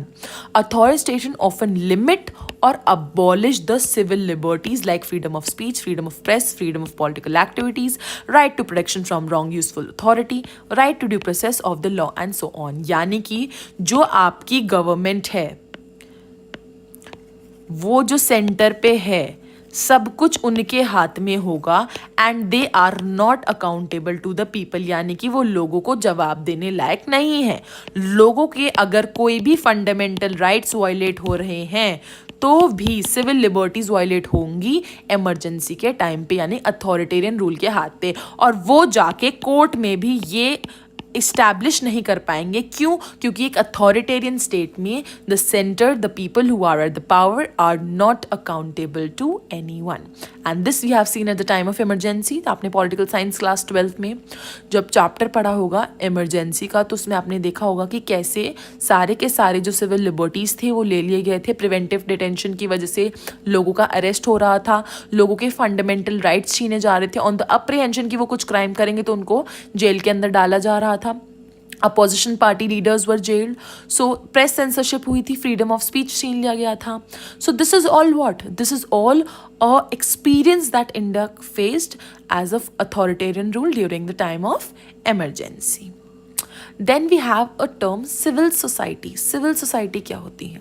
Civil society is a name given to the broad arena which lies beyond the private domain of the family but outside the domain of both state and market. यानी कि जो आपका family का domain है उसके बाहर, which lies beyond that but outside the domain of state and market. State और market के domain से भी बाहर जाता है, which lies beyond the private domain of family, family के domain में private and outside what? आपका जो government है, state है और वो market है। Civil society एक non-state और non-market party of the public domain in which individuals get together voluntarily to create institution and organization. इन्हें line by line समझते हैं क्योंकि civil society बहुत ज़्यादा important topic है, civil society में question आता है। ये नॉन स्टेट है और साथ ही साथ ये नॉन मार्केट है। नॉन स्टेट का मतलब है कि it is not owned by government, यानी कोई भी गवर्नमेंट इसमें सहायक नहीं है। और नॉन मार्केट का मतलब है कि ये प्रॉफिट बेस्ड भी नहीं है। ठीक है, समझ आ गया। इसके अंदर क्या हो रहा है, जो इंडिविजुअल्स हैं वो साथ में आ रहे हैं, as you can see in picture, individuals come together and they come together to create a institution. ये एक ऑर्गेनाइजेशन बनाएंगे, एनजीओ समझ लीजिए आप। और यहाँ पे ये लोग क्या लेते हैं, द एक्टिव सिटीजन्स जो होते हैं ये सोशल इशूज़ को लेते हैं। ठीक है, हमें पता चल गया सोशल इशूज़ को लेंगे, ये इन्फ्लुएंस करेंगे बाकी लोगों को भी कि भाई आप भी आइए, कलेक्टिव इंटरेस्ट के लिए सपोर्ट मांगते हैं लोगों से, और एक वॉलंटरी एसोसिएशन या ऑर्गेनाइजेशन को ये बना लेते हैं। यहाँ पे आप पॉलिटिकल पार्टीज को भी सिविल सोसाइटी मान सकते हैं, मीडिया के इंस्टीट्यूशन को भी, ट्रेड यूनियन को भी, एनजीओस को भी आप क्या मान सकते हैं, सिविल सोसाइटी के एग्जाम्पल्स। समझ आया? Non state and non market, वो डोमेन जहाँ पे सिटीजन सामने से आके इश्यूज को आवाज उठाते हैं। अब कौन से इश्यूज सिविल सोसाइटीज ने लिए हैं? Civil society today are diverse. कौन से इश्यूज इन्होंने ले रखे हैं? ट्राइबल स्ट्रगल का, वही कि जो ट्राइबल्स को आप डिस्प्लेस कर देते हो, उनको डिस्प्लेसमेंट के बाद क्या रिहैबिलिटेशन मिल रही है? डिवॉल्यूशन इन अर्बन गवर्नमेंट्स, जो कैंपेन्स करते हैं रेप के अगेंस्ट, वुमेन के वायलेंस के against, rehabilitation of the displaced, वही जो मैंने अभी टॉपिक बताया कि वो national development versus tribal development आपने जब पढ़ा था तो आपने देखा था जब हमने इस बुक के फर्स्ट बुक का जो चैप्टर नंबर 2 था, मतलब जो चैप्टर 3 नंबर वाइज मान लीजिए, लेकिन जैसे फर्स्ट चैप्टर कट है तो डेमोग्राफी के बाद जो नेक्स्ट चैप्टर था social institution continuity and change, उसमें जब हमने सेकंड लास्ट टॉपिक पढ़ा था national development versus tribal development, तो हमने इसमें यही पढ़ा था कि नेशन के डेवलपमेंट के चक्कर में आप ट्राइब्स को डिस्प्लेस कर देते हो और उनको रिहैबिलिटेशन भी नहीं देते, तो उन ट्राइब्स की आवाज़ सिविल सोसाइटीज़ बनती हैं। फिशरमैन के स्ट्रगल को लेके, रिहैबिलिटेशन ऑफ हॉकर्स के लेके, ड्वेलर्स के लेके, जो स्लम को डिमोलिश करा गया था, जो हाउसिंग राइट्स हैं, दलित्स के जो लैंड्स के डिस्ट्रीब्यूशन के राइट्स हैं, स्टेट के ऊपर निगरानी रखते हैं, हमारे लॉ और ऑर्डर के ऊपर निगरानी रखते हैं, हमारी गवर्नमेंट के किसी डिसीजन के ऊपर जो निगरानी रखते हैं वो कौन रखते हैं? सिविल सोसाइटीज़ रखती हैं। और जो सिविल सोसाइटी का सबसे ज़्यादा सिग्निफिकेंट चेंज था वो था राइट टू इन्फॉर्मेशन, जो हमारा क्रूशल इंपॉर्टेंस देता है सिविल सोसाइटी को। क्या होता है राइट टू इन्फॉर्मेशन? आप आरटीआई किसी भी पब्लिक ऑफिस के सहित कर सकते हैं और विद इन 30 डेज वो आपको आपके आरटीआई का साइन देते हुए बता देंगे, क्योंकि स्टेट अकाउंटेबल है तो वो आरटीआई प्रोवाइड कर देता है किसी भी चीज़ की। So thank you so much for watching. With this we have completed one shot for book 1. Book 2 one shot will be available today by evening. Also अगर कोई भी प्रॉब्लम आती है तो कमेंट सेक्शन के अंदर डाल सकते हैं। मैं 1 आवर के विद इन ही, यानी कि 1 घंटे के अंदर अंदर ही सारे के सारे जो भी आपके कमेंट्स हैं, जो भी प्रॉब्लम है वो मैं डाल दूंगी। Also I was getting a comment regarding the social movement कि मैंने कुछ ऐसे टॉपिक्स डाले हैं जैसे थ्योरी ऑफ डेप्रिवेशन, जो टॉपिक्स हैं वो इंक्लूडेड नहीं हैं। सो गाइज, जो पॉलिटिकल साइंस का एग्जाम था उसके अंदर द्रविडियन मूवमेंट आया था, जो according to NCERT was not in the part of syllabus, but उन्होंने फिर भी बोर्ड में दे दिया था। सो इसीलिए एज अ टीचर ये मेरी रिस्पॉन्सिबिलिटी बनती है कि मैं आपको कोई भी टॉपिक ना छुड़वाऊँ, इसलिए मैंने वो थ्योरी ऑफ डेप्रिवेशन का पार्ट कराया था कि आपको नॉलेज हो कि अगर वहाँ पे क्वेश्चन आ जाता है तो आप वो कर लीजिए। बाकी जो बुक 2 का मूवमेंट वो होगी फुल 1 शॉट होगी, उसके अंदर आपको एक और बार सोशल मूवमेंट में और अच्छे से एक्सप्लेन कर दूंगी। Thank you for watching. Please like, share, comment and subscribe to my YouTube channel.